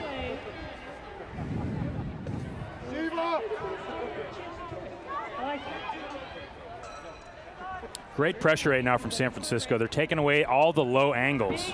Forcing the punt. 50-50 disc. Bacon against Greenwood, let's see. And Bacon comes down with it. A lot of contact both ways. Bacon and White. Nathan White again uses his reach. A lot of traffic. He goes over the top for the score. The Spider Scuba. Yeah, heck of a throw over the top. Turned into a little bit of a scooter. And ends up working. Eli Kearns, the recipient. Eli Kearns, by the way, has a really entertaining Callahan video if you haven't seen it yet. Here you can see the deep shot. Watch Tyler Bacon just line it up. Greenwood's a heck of a leaper, number 18 here. But Bacon just keeps in position, keeps his eye on the disc and makes the play here. Almost turns it over on this little cute dish pass. On a calm day, those work real well. On a day like this, very precarious. Right, and you can see in the background there's some $10 million houses. Nice play in the air there. So we're going to see if either of these teams start to wobble. So here's Nate Bosher. You might see some mental. How often do we see these double teams getting beaten by the Scoobers? Can you defend the Scoober by holding your hands up? You can, yeah, absolutely. Usually a Scoober. Oh, this is a turnover. Oh, wow, first pass turnover. But the Scoober is become a weapon, especially on a day like this with the double teams. Yeah, the Scoober's designed just to get it over the mark. And it's real quick, and you can release it from almost any position, so it's awfully hard to block. But if you keep your hands high, so help them out by cheering it up. You can do yourself a favor. You can't be any more wide open. Eli Kearns all by himself in the end zone. We're going to have to keep trying. Well, just like the start of the first quarter, all San Jose in the opening minutes of the third. And the throw there by Nate Bosher, he's a little overshadowed by his sister Georgia Bosher, one of the premier women's ultimate players we've ever seen. Just absolutely highlight reel quality layouts and throws it about as far as I've ever thrown it. There are a lot of great women's ultimate players here at the game today. It's Fury Day. chatting with their head coach, Matty Sang, who's a 7-time national champion. He's a world champion, and they're getting ready for practice later this afternoon. But Fury dethroned last year with a new mission in 2014 in USAU. Their season about to get underway. Wrapped up tryouts and had their first official practice. And there's a great relationship, as you talked about, between these Bay Area teams. Big layout D. Evangelides able to secure it regardless. Over the top, Janin unable to haul it in. Greenwood didn't quite put enough snap on that backhand. It got away from him there. You want to see that guy play defense when he's in great shape. That was a nice cut. Marcelo Sanchez created space, but Kawaoka, I think he was poaching off and then got back on his defender just in time. Yeah, heads up play by Yo there. Kawaoka judges the win perfectly. Greenwood. The number 23 for a FlameThrowers score. Ladies and gentlemen, get on your feet for one. And you can see what a difference it makes going in that direction. That's the downwind direction. All these little flicks over the top, these little high release backhands, they're all working. In the other direction, you see guys winding up and throwing as hard as they can and barely completing 15-yard passes. But in my mind, it's already 13-14. So that was Evangelides to Coleman. Trip down the rabbit hole in my mind to make sure that we And look at this, he steps all the way out, flicks his wrist, keeps it low, still doesn't work. And then on the other direction, you just throw it up in the air and it works. A little high release backhand. Okay, so yeah. When you're coaching your college kids or other youth ultimate players, what's the key to throwing it in the wind? Is it simply tight spin and rotation of the disc, or is it the low release aspect of it? What's most important? You need to know where the wind is coming from at all times, and you need to keep the lip down in the upwind direction. That's basically all it is. The more spin you got, the better. Looking for Elbogen. Defended well by Jason Yun. Nice play up high there. Little contact, but no call. I think he got disc first. Nice by you. Number 0. I guess he's number 0 for a reason. That was really incredible. So the key there, Jason Yun has been a big surprise in the San Francisco lineup this year. Where it's going to come down. He took an excellent One of the owners of the FlameThrowers met him at a pickup game, invited him to try out, and he just overwhelmed everybody with his speed and leaping ability at the tryouts. Again, here's the time to be chilly. And look at all the trouble that San Francisco is in right now. In the back corner, going upwind, nothing to look at, double teams. There's not a lot of movement downfield by the cutters. And these little shovel backhands through the cup are really working well for Cassidy. It's the one throw we've seen really get through that cup. A swing could open this up here for San Francisco. Hagen hauls in the low throw from Rankin. Nice adjustment there by Andrew Hagen.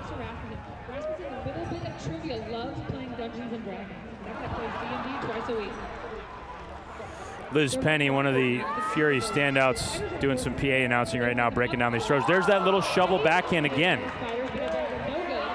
And deep now shot the rip. for Hagen. Incomplete. Unlucky. Just a little too slippery. Yeah, nice shots from Cassidy in that direction, though. He's winding and delivering some very catchable discs. And Rasmussen, the layout D. He finally gets the layout against Bo. Third try is the charm there. And a little banter commences now between the two.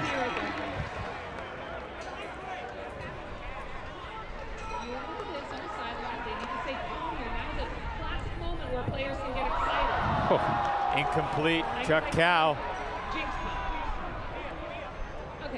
What a tough catch that turns out to be. He jumps up thinking it might go over his head, and then all of a sudden it's at his shoelaces.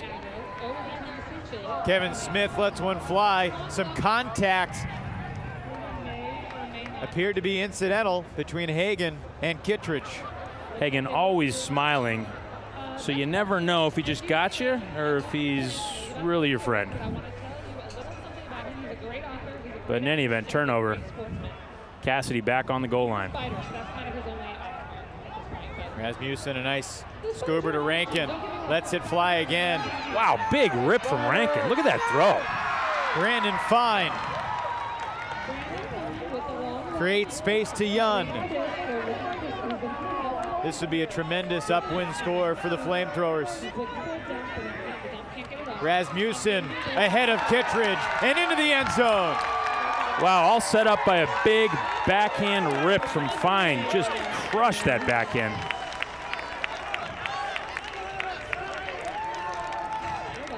Or I apologize, was that Rankin on the backhand? Rankin too fine. Rankin too fine, I see. Yeah, Rankin just winds and rips a backhand. Kittredge lays out, but perfectly placed up line, and the lefty backhand from Rasmussen for the score. That's a staple at the top club level these days.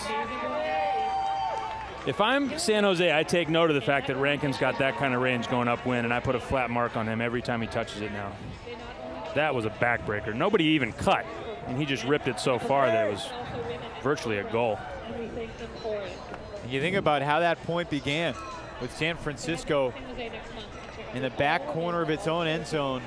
Very patient offense in dangerous territory to commit another Callahan mistake. That's right, they worked it out of the end zone, got a deep shot that didn't work, maintained position though with that layout D by Cassidy Rasmussen. That, I think, is outside of the stadium. No, it's back in. That bender from Eli Janin almost wound up street bound on Polk.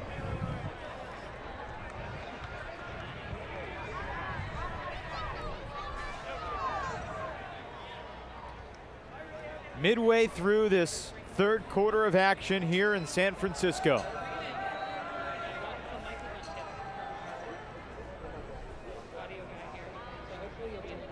The question is, where did this disc go out of bounds? Did it ever come back in? I think that's a pretty generous spot. I think it went out well ahead of that spot. Let's see where they finally put it. The referees will converse.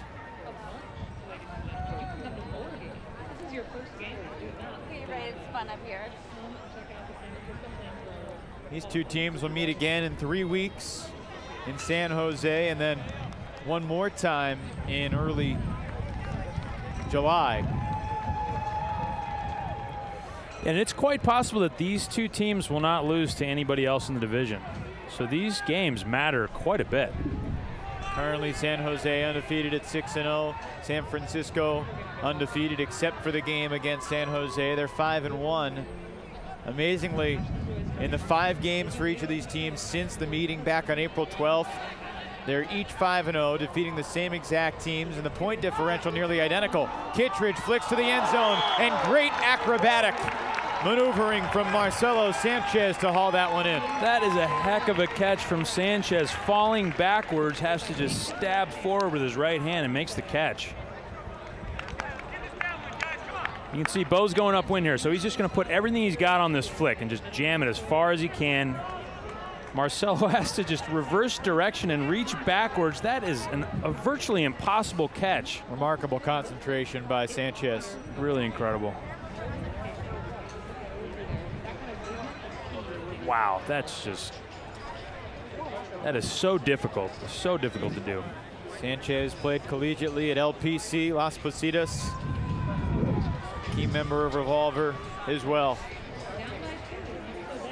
So after it was 11-all at the break, we're midway through the third quarter, and the Spiders back up by 2.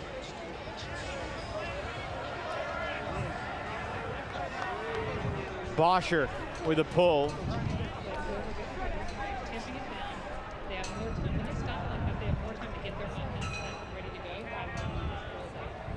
Rasmussen finds Dahlman through traffic, and Rankin again lets it fly upwind. And there's where you need a flat mark. You don't want him to be ripping bombs like that upwind.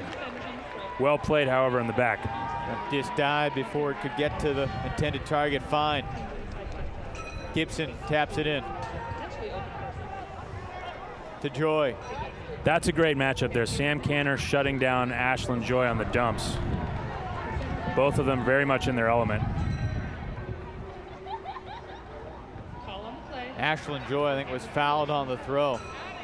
So the frustrated Ashland a specialist with the disc, Canner a specialist bothering guys with the disc.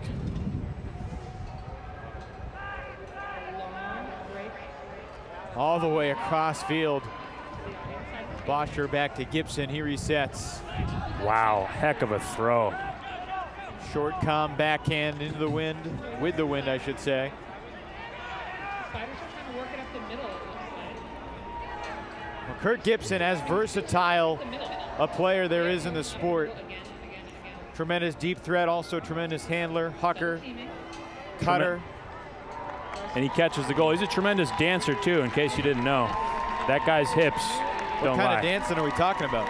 I think he's outstanding at salsa, but I've never followed his lead. But I'd like to. I'm sure he'd teach you. He's a friendly guy. Well, you know what? We do have an interview coming up after the game. Maybe we can turn it into an interactive dance lesson. I don't know if our viewers are ready for that. That's a good point. We'll talk to our sponsors. We'll figure it out.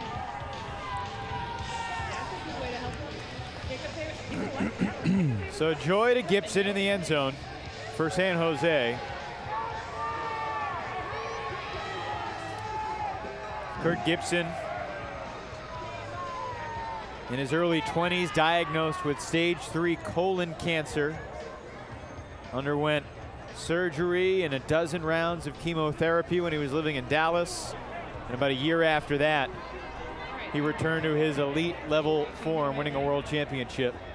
Are you ready to support him when he does something sick? Yeah, really an inspirational guy. One of the reasons he's playing in the AUDL is to help raise recognition for the organization called ERIC. Early recognition is critical. Without the early recognition for him, he might not be here playing in this game, and he's a great ambassador for the sport.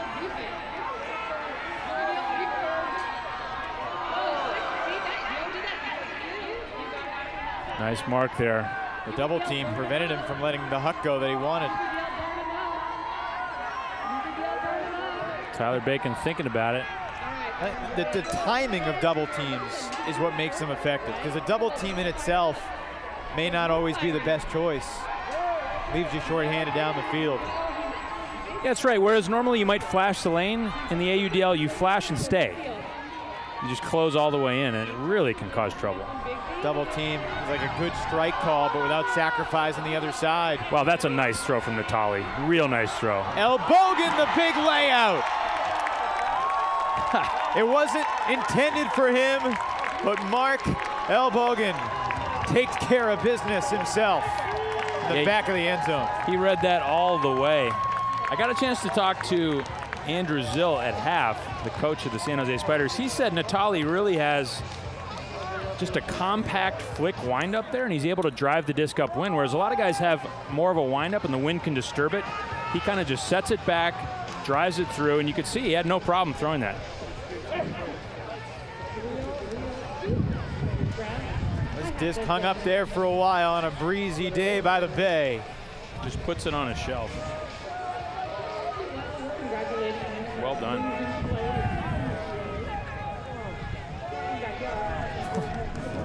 Getting horizontal here in San Francisco. Talking about Kurt Gibson and an organization he very much believes in. Early recognition is critical.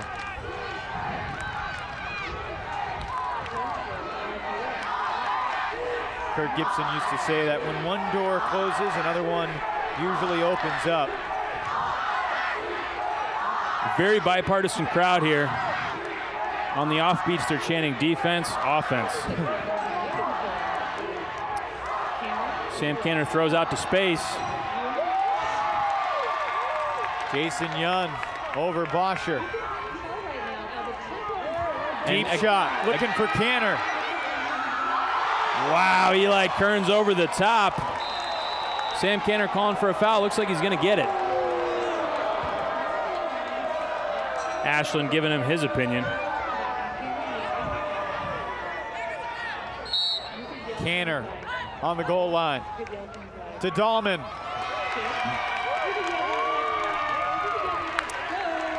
That was a vital upwind score for San Francisco, on the verge of falling behind by 6. Yeah, they needed that one. You can see Rankin is really looking for that backhand every time he gets the disc. He's turning backhand side and looking to rip.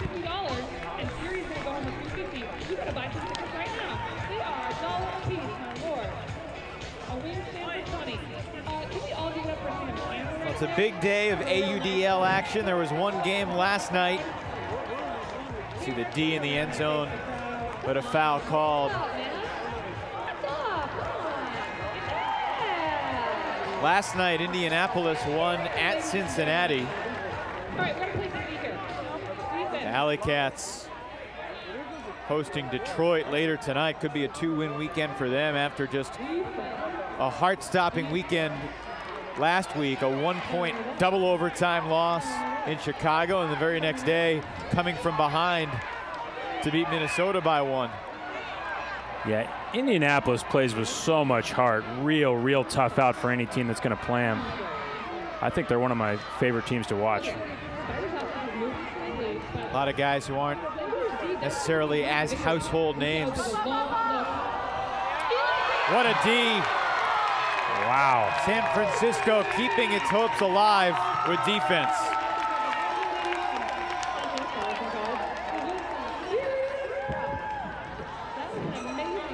Lucky number 13 extends out here and just gets a touch on it to prevent the goal. We're talking about Indianapolis. Wanted to give a shout out to Chris Elworth, who's playing his last game with the Alley Cats today because he's heading to North Dakota to be a part of the Air Force. He's a second lieutenant, financial management officer, playing his last game of the season today. Obviously, so many of these guys have lives outside of Ultimate. Big over-the-top backhand. Got a finger on it, but it's still caught. Slovin to the end zone. San Francisco has scored 2 straight. Wow. Kawoka just puts a backhand up high over the stack. Somehow it works, and then the continuation passes get it all the way to who else? Eric Greenwood scampering into the end zone. Not so sure about this decision from Yo. Ashland Joy thought he had the D. Quick dump and reset to the end zone. Into the hands of Eric Greenwood.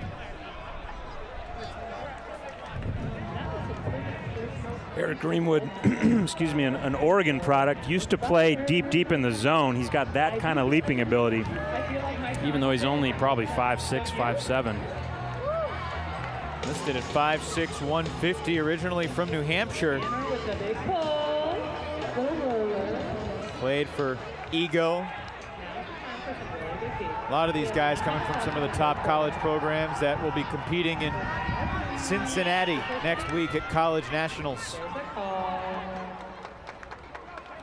Bo Kittredge's alma mater, the Colorado Mama Bird, the #1 seed. Yeah, big year for Colorado. On the open side. That looked like it was down. That certainly was down.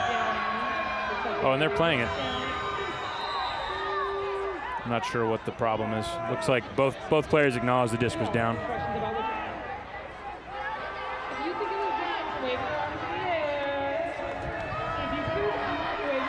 I'm not a rules hound, but if one player hands the disc to the other player, it pretty much doesn't matter at that point, right?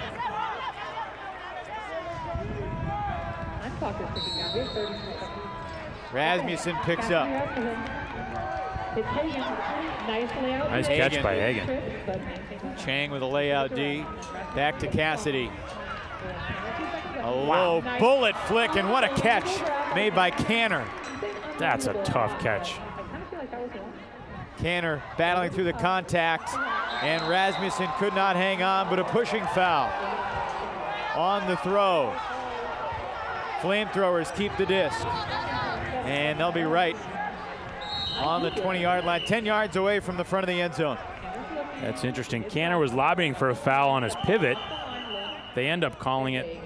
Timeout called on the sideline by San Francisco before the throw from Rasmussen to Hagen. And time is, looks like there might be 5 or 6 seconds left. 5 seconds on the clock. Let's see.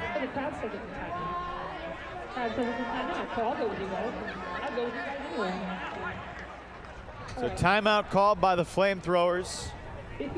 as they try to score their third straight to finish the third quarter. Yeah, talk to Idris Nolan, one of the coaches of San Jose in the blue shirt there, if you see him. He was a little bothered by what happened at the end of the quarter, or the end of the half, rather. Not everybody was on the same page as far as how much time there was. He felt like his team was at a little bit of a disadvantage, not knowing what was going on, how much time was left. So he's out there right now making sure everybody's on the same page and ready to defend here. Maybe we can get Kurt Gibson to have a dance-off with the guy at the bottom of the screen there. I would pay to watch that. Kittredge helping to lead the huddle with Gibson and Silverman and Kearns. Now they've changed the scoreboard clock again to 12 seconds left. The disc can be caught when 000s are on the clock. If the disc was released before the clock expired. Rasmussen has the disc. Kasednar parallel with him. Canner, Dahlman near the front of the end zone. So on a timeout, can you switch who has the disc? Yes, is that what can. happens? Okay.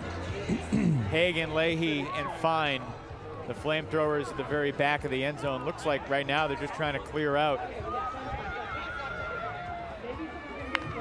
And it's starting to look like a club game out here. A lot of standing around. A lot of talking.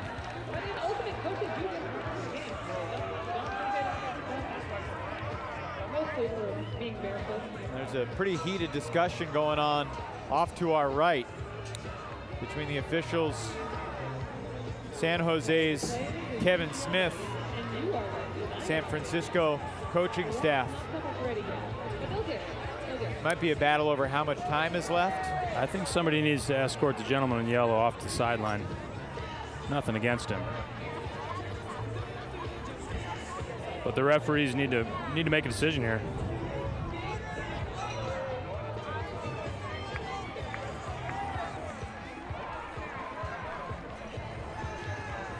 Shout out to the Northwestern Ultimate team.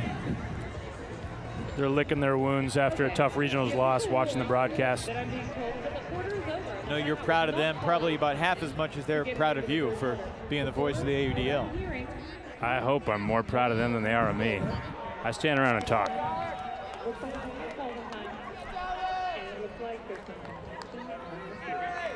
So let's see. And now they're saying there's no time left. Wow, interesting. Amazing playing by the flamethrowers at the end of that third quarter. Am I right? Holy cow. Amazing. You guys, that sounds like that was okay play. These are amazing playing at the end of that third quarter.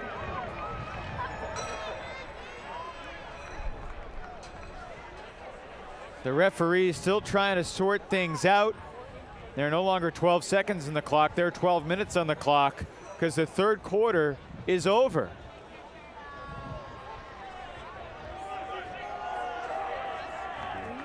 The Spiders will take a 2-point lead to the fourth. Controversy brewing here in San Francisco. We're back in just a moment from Galileo Academy Field. I missed my graduation, practice, asleep so we could drill. I missed anniversary, Father's Day, Mother's Day, Valentine's Day, Saturday. I missed my final exam. I missed some plane flights. I even missed my parents' anniversary. I missed a lot.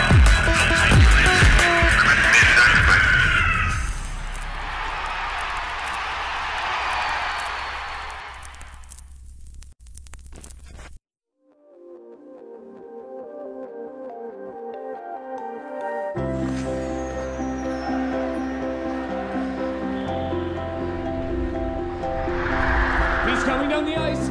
He's coming around the net. Centering pass. Oh, look at this. A break for Canada. He shoots. He scores. Canada wins in overtime. Canada back on top of the world.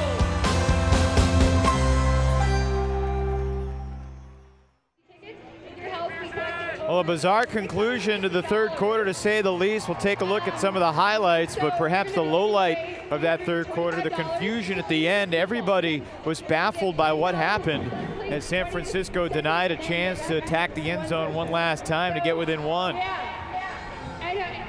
So we'll take a look at a couple of highlights here. You see the deep shot. Tyler Bacon able to collect this one and then do a little give and go to the end zone. Nice catch in traffic there by Evangelides. Here's Yoko Oka causing problems on that forehand from Sanchez. Deep shot here from Kevin Smith. Is defended well. Very hard to make the play and not foul there. Jason Young did it though against Kittredge. He did. There's Hagen not catching stuff. And there, Cassidy Rassman gets his D on Bo. That will make his night better. Those two are roommates. Here's that first deep shot that we saw from Rankin. Is that correct? A couple big backhand bombs in the third quarter there. Really opened the field up. Fourth quarter underway. And that had to be the catch of the day there. I asked Ashlyn Joy this past week, who's the messiest roommate between Bo, Cassidy, and Ashlyn? What do you think he said? Bo. The exact quote was, Bo would say he's not very messy, but that's totally false. That's right. He mentioned stray Cheerios around the apartment. That sounds like the name of a Bo children's book. Flat-footed break there from Eli Jannon. Jannon, one of the most creative throwers we have in the league. Can throw from any position, can throw forehands, backhands, upside downs. Kawaoka to Slovin. San Francisco back within one, and you knew how they responded to the baffling end of the third quarter would go a long way into determining what would happen here. A good start. Yeah, looks good. Very patient, breaking the mark early and often, and scoring going downwind. Now let's see if they can break upwind and tie this thing at 17. And today is Fury Day. It's hard to say that there's any better team, or has been for the last 10 years in the Bay Area, than San Francisco Fury. 7 consecutive national titles. One of the best teams we've ever seen in the sport. You say the Bay Area, I'd say the entire world. Yeah, pretty much. On this planet, there's Fury and there's everybody else. So it's great to have them out here and to honor them the way they deserve to be honored. Canner with a short backhand pull that will roll out of bounds near midfield.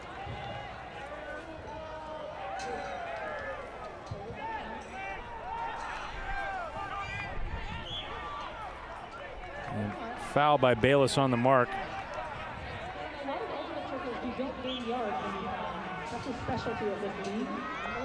Smith's pass in and out of the hands of Joy.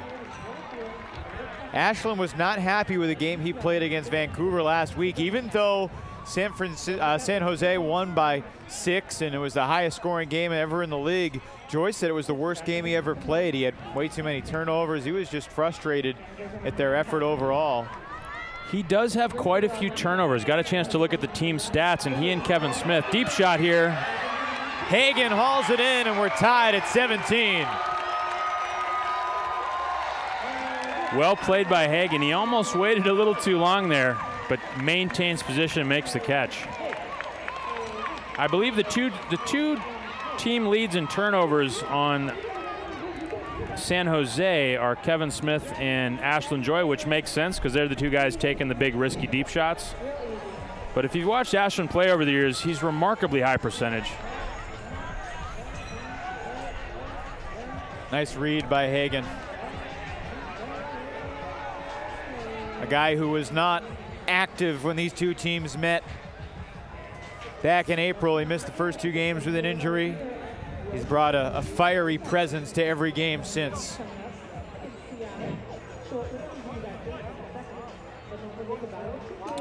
San Francisco, in about 88 minutes of ultimate action against San Jose, has never once led. Wow. Well, they got their break, and they get a turn.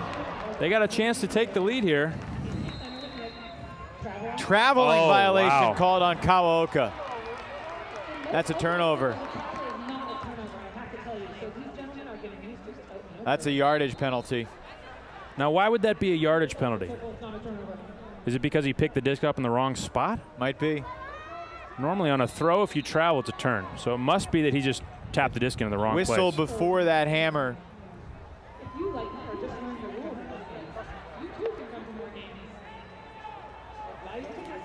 So San Francisco trying to take its first lead on San Jose ever.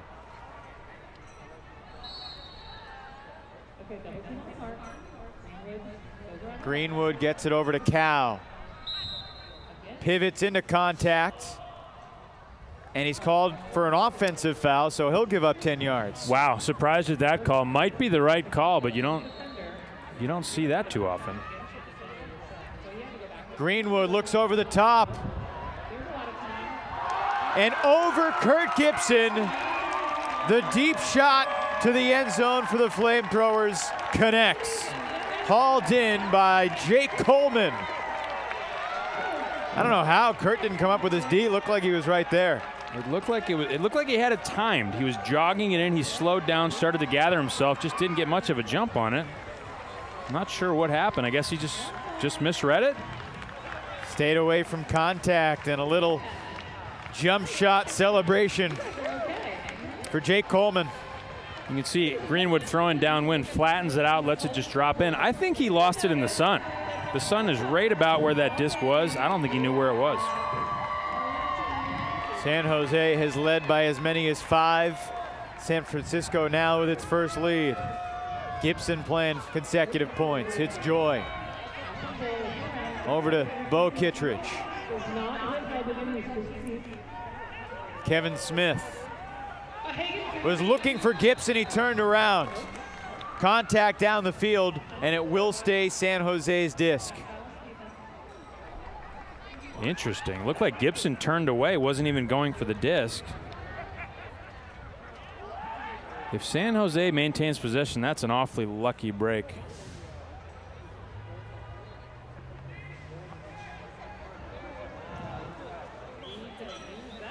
Another tough break going against the home team. And a blade down the line. For Joy. What a grab in the end zone for Ashland Joy. What in the world was that catch?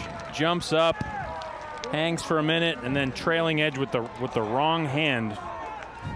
I guess when you're Ashland Joy, why not, right? The Ashland Joy Cyclones score.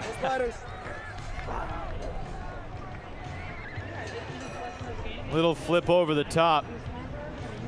And he turns his body into a corkscrew.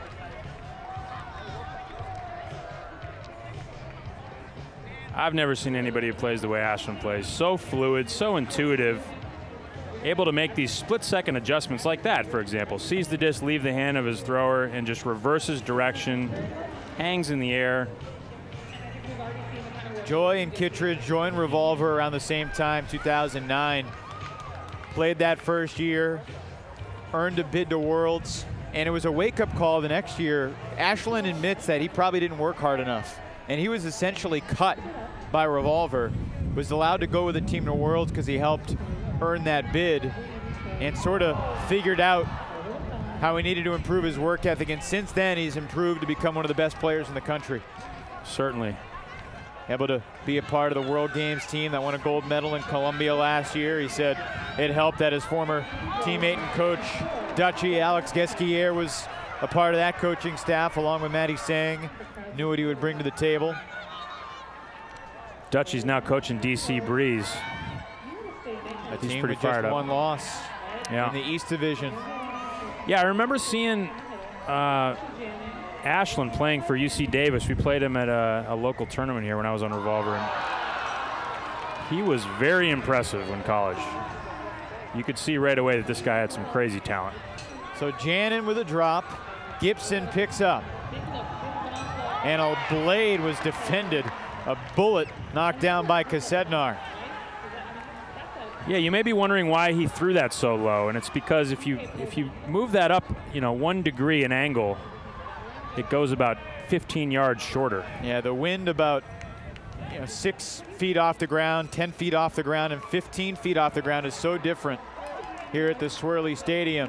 San Francisco back up by 1. Eric Greenwood picks up the assist.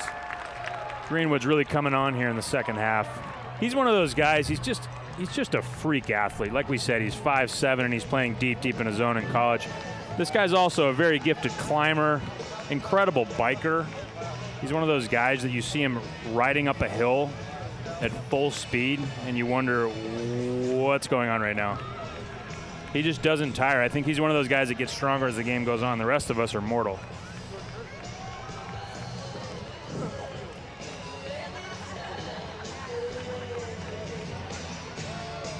So just over 7 minutes to play.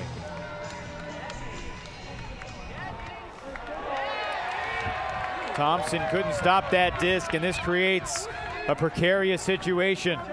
3 yards from the front of the end zone. Back to Joy. Able to get the swing and gain some yardage for Kittredge. Great position right now for San Francisco. They want to keep the disc up here. Short lefty backhand. Chang to Joy. Over the top of the cup to Kittredge. Risky throw there. Ashland makes it look easy. Bacon airs it out to the end zone. What a great throw by Tyler Bacon. And into the hands of Mark Elbogen. Bacon's had himself a day. He has. He's one of those guys that just has great touch on the disc. He also can throw just rifle shots. He's got one of those hammers that just goes up and comes down immediately. But watch him step out here and just drive the disc, but not put too much on it. He's going downwind here. So he can't just drill it. He's got to put some touch on it. He's got to keep the lip up, and he does just that. Hagen, very quick, not able to close.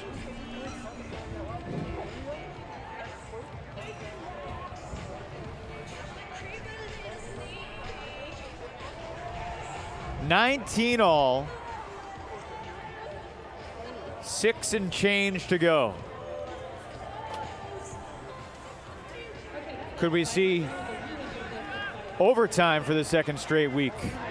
I'm in. I got nowhere to go. Now Lucas Dahlman, who has to get to a wedding in Sacramento in a few hours, he may not be crazy about overtime. He might not, you're right. Big Polar Bears wedding. Kevin Cox tying the knot later today in the California capital. Congratulations, that's outstanding. Polar Bears, one of the sweetest group of people, and one of the most chronically overperforming teams we've ever seen. Simon Higgins, Sonny Zaccaro, Tim Gilligan, key guys. What a San layout Jose going D. to the wedding, and that is a great layout D. Back and forth we go, crossing over the midway point of this fourth quarter. Guys like Gilligan, Zaccaro, Higgins missing from San Jose to attend that wedding. Adam Rady, Greg Marliov, a couple key guys on San Francisco not here. Slovin flings it to nobody. Yeah, not sure if White got a piece of it or if it's just got out so wide that it bothered Slovan's release here. Look at that great layout D. Natali deep against Jannon. Clean and incomplete. He got first touch on that one. He's smiling. He knows he gave one away there. Should have had it probably. Let's see what Jannon can do going downwind.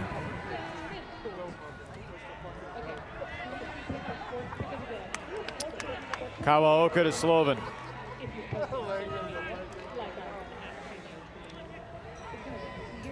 Jannon swings. Big deep shot. Greenwood playing it beautifully. The referee shakes his head. It looked like Greenwood took a shot in the back. Oh, wow. I'm not sure about that one. I don't know how you don't call that. Let's take a look at the replay. You can see Greenwood reads it correctly. He's on the right. He moves to the right towards the disc. Silverman comes up his back and trips him. You have to call that, I think. I mean, certainly it wasn't intentional.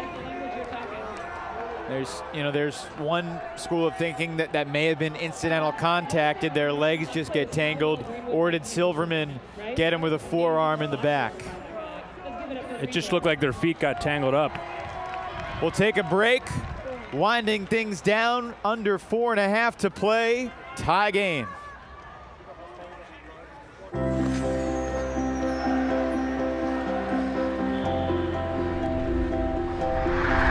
He's coming down the ice. He's coming around the net. Centering pass. Oh, look at this. A break for Canada. He shoots. He scores. Canada wins in overtime. Canada back on top of the world.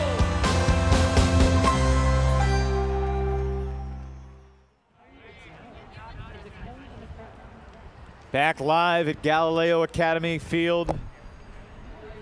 Just a block or two away from the edge of the Pacific Ocean. Evan Lepler, Chuck Kindred, and our entire Fulcrum Media Group crew watching two of these inaugural marquee franchises. Both in their first season. And a whistle. This will be a turnover. San Francisco has it back. Was that a travel or a stall? I'm not sure on that. Regardless, Cassidy Rasmussen takes over here. Another short lefty backhand for Greenwood. Jams the flick home.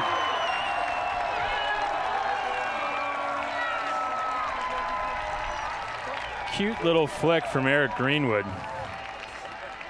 San Fran to 21st with under 4 minutes left.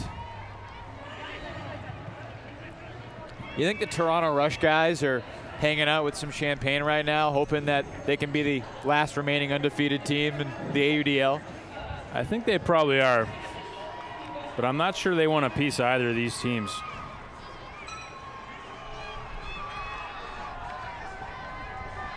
Maybe in future seasons we can have interleague play, because I would love to see some regular season Rush Spiders or Rush Flamethrowers games.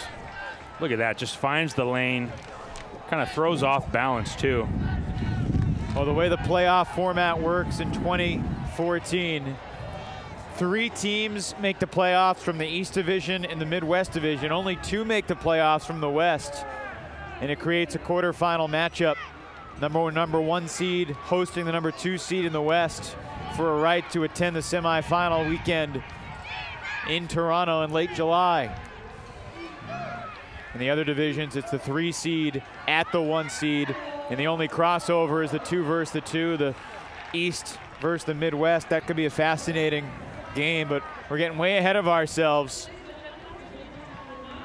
If San Francisco wins this game, these 2 teams will both be 6-1 in a first place tie atop the West Division. That's right, Ashland Joy just threw a turnover there. Not sure even what he was looking at. Gets the disc back. And Bacon 10 yards out.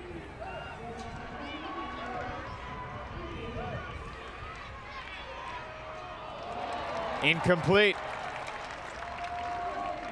And those low, quick passes going downwind are very hard to complete. The high stuff over the top is a lot easier there. You can see. Normally that would be a goal.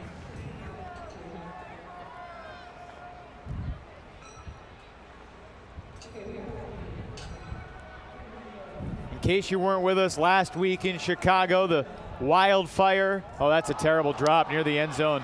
Careless mistake. And a whistle cancels the hand block. But last week we went to overtime, the Wildfire and the Alley Cats. If we do go to overtime, it's a 5-minute period which you play in its entirety. If it's still tied, it becomes sudden death. San Jose looking for the equalizer. Closing in on 2 minutes to go. And we're tied. It's Bacon in the end zone again. Nice job there by Ashland to regroup. He just had a bad turnover. He threw his hat down on the turn, was really upset, but he dials it back, maintains possession here, and resets against a really tough defense. He had to throw a tough low throw out to space, and he does. What is it with ultimate players throwing their hats after mistakes? I don't know. Maybe that's the most passive, friendly thing you can do that shows frustration, because Lord knows we're passive and friendly. I don't really know the answer to the question, but I know I've thrown my hat on an ultimate field a couple of times in anger. There's something satisfying about it, that's for sure. Watch this reset. I mean, that is not an easy reset. He does it, and then great break here.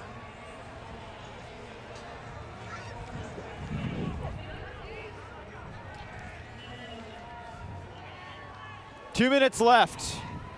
Tie game, 20-all. Evangelides underneath to Sloven. Looking for the dump. A lot of air, but Janin collects. Not a lot of downfield action right now. A lot of close movement to the disc. Now Sammy CK made a cut. Sloven over to Chatterton Kirschmeyer. Low throw, caught in the end zone. Wow. Patrick Bayless puts the FlameThrowers back on top by 1. Great job by Bayless to get low, change levels, get down where the disc is to make the catch. That's a lot of times that works better on these tight downwind throws that are low to the ground. If you get down low the way Bacon did on the last goal and the way Bayless does on this goal, brings your percentage of completion up quite a bit.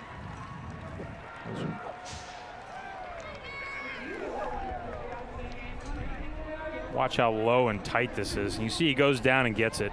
I think if you reach down and try to run through, you probably drop that.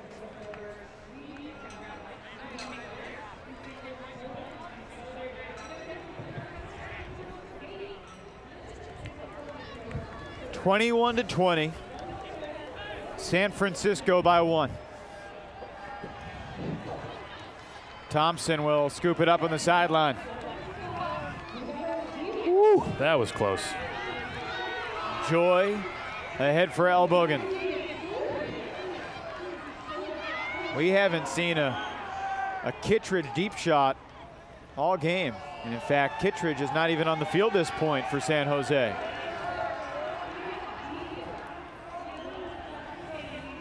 Bacon takes a shot. What a score! Perhaps the play of the day to even things again here in San Fran.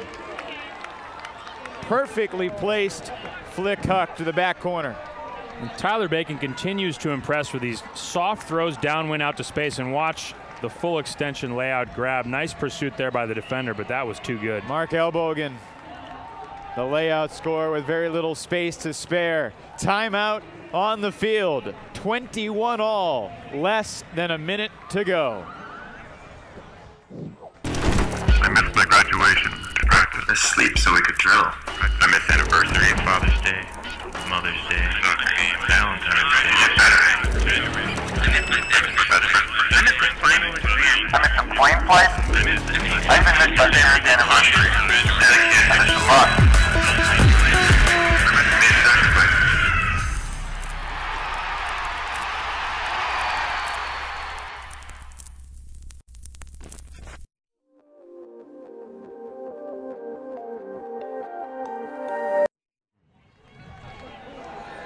57 seconds on the clock.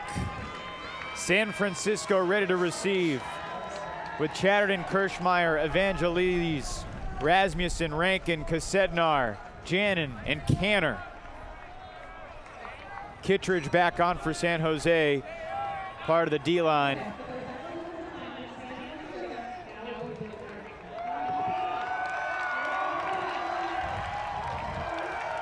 The fans come to their feet as one here at the FlameThrowers home digs. Everything tight on this force flick side of the field. Very aggressive double team. Hits Canner.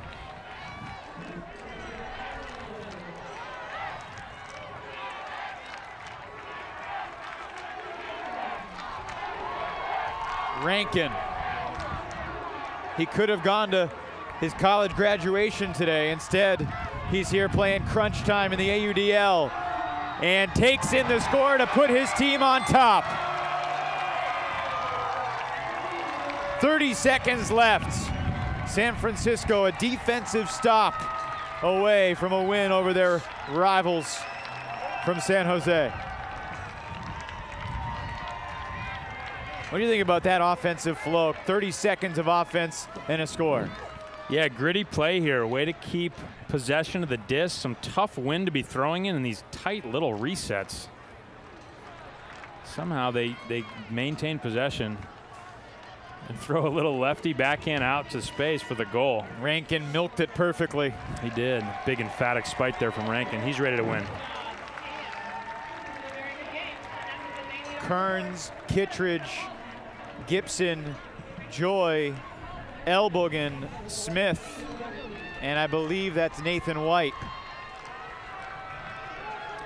I beg your pardon, Marcelo Sanchez rather than White. The line for San Jose.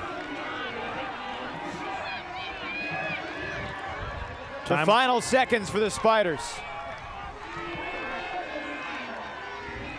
Kearns lets it fly, looking for Sanchez. Incomplete. San Francisco needs to pick the disc up one time.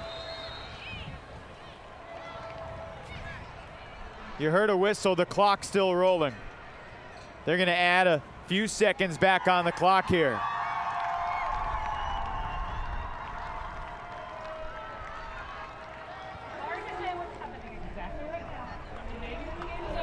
It is all over. The Spiders, undefeated, no more. San Francisco 22, San Jose 21, and this rivalry has just been taken up a notch. The last chance gasp, and just out of the reach of Marcelo Sanchez. And after that, the final seconds expiring off the clock. Bragging rights for the home team here in San Fran. And the Toronto Rush in the East Division are now the only undefeated team remaining in the AUDL.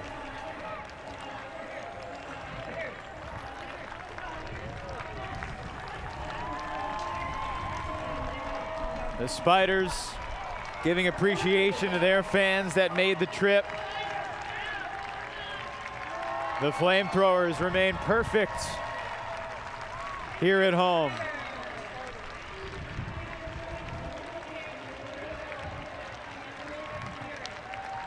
It's a great mutual appreciation between these athletes honing their craft as pros for the first time.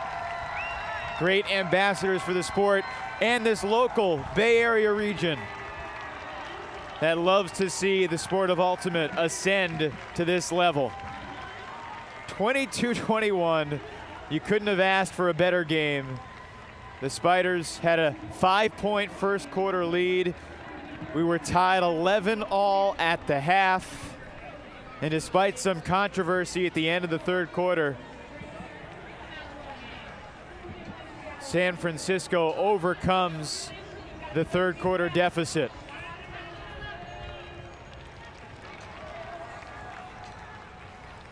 Chuck Kindred is standing by with Eric Greenwood. Yeah,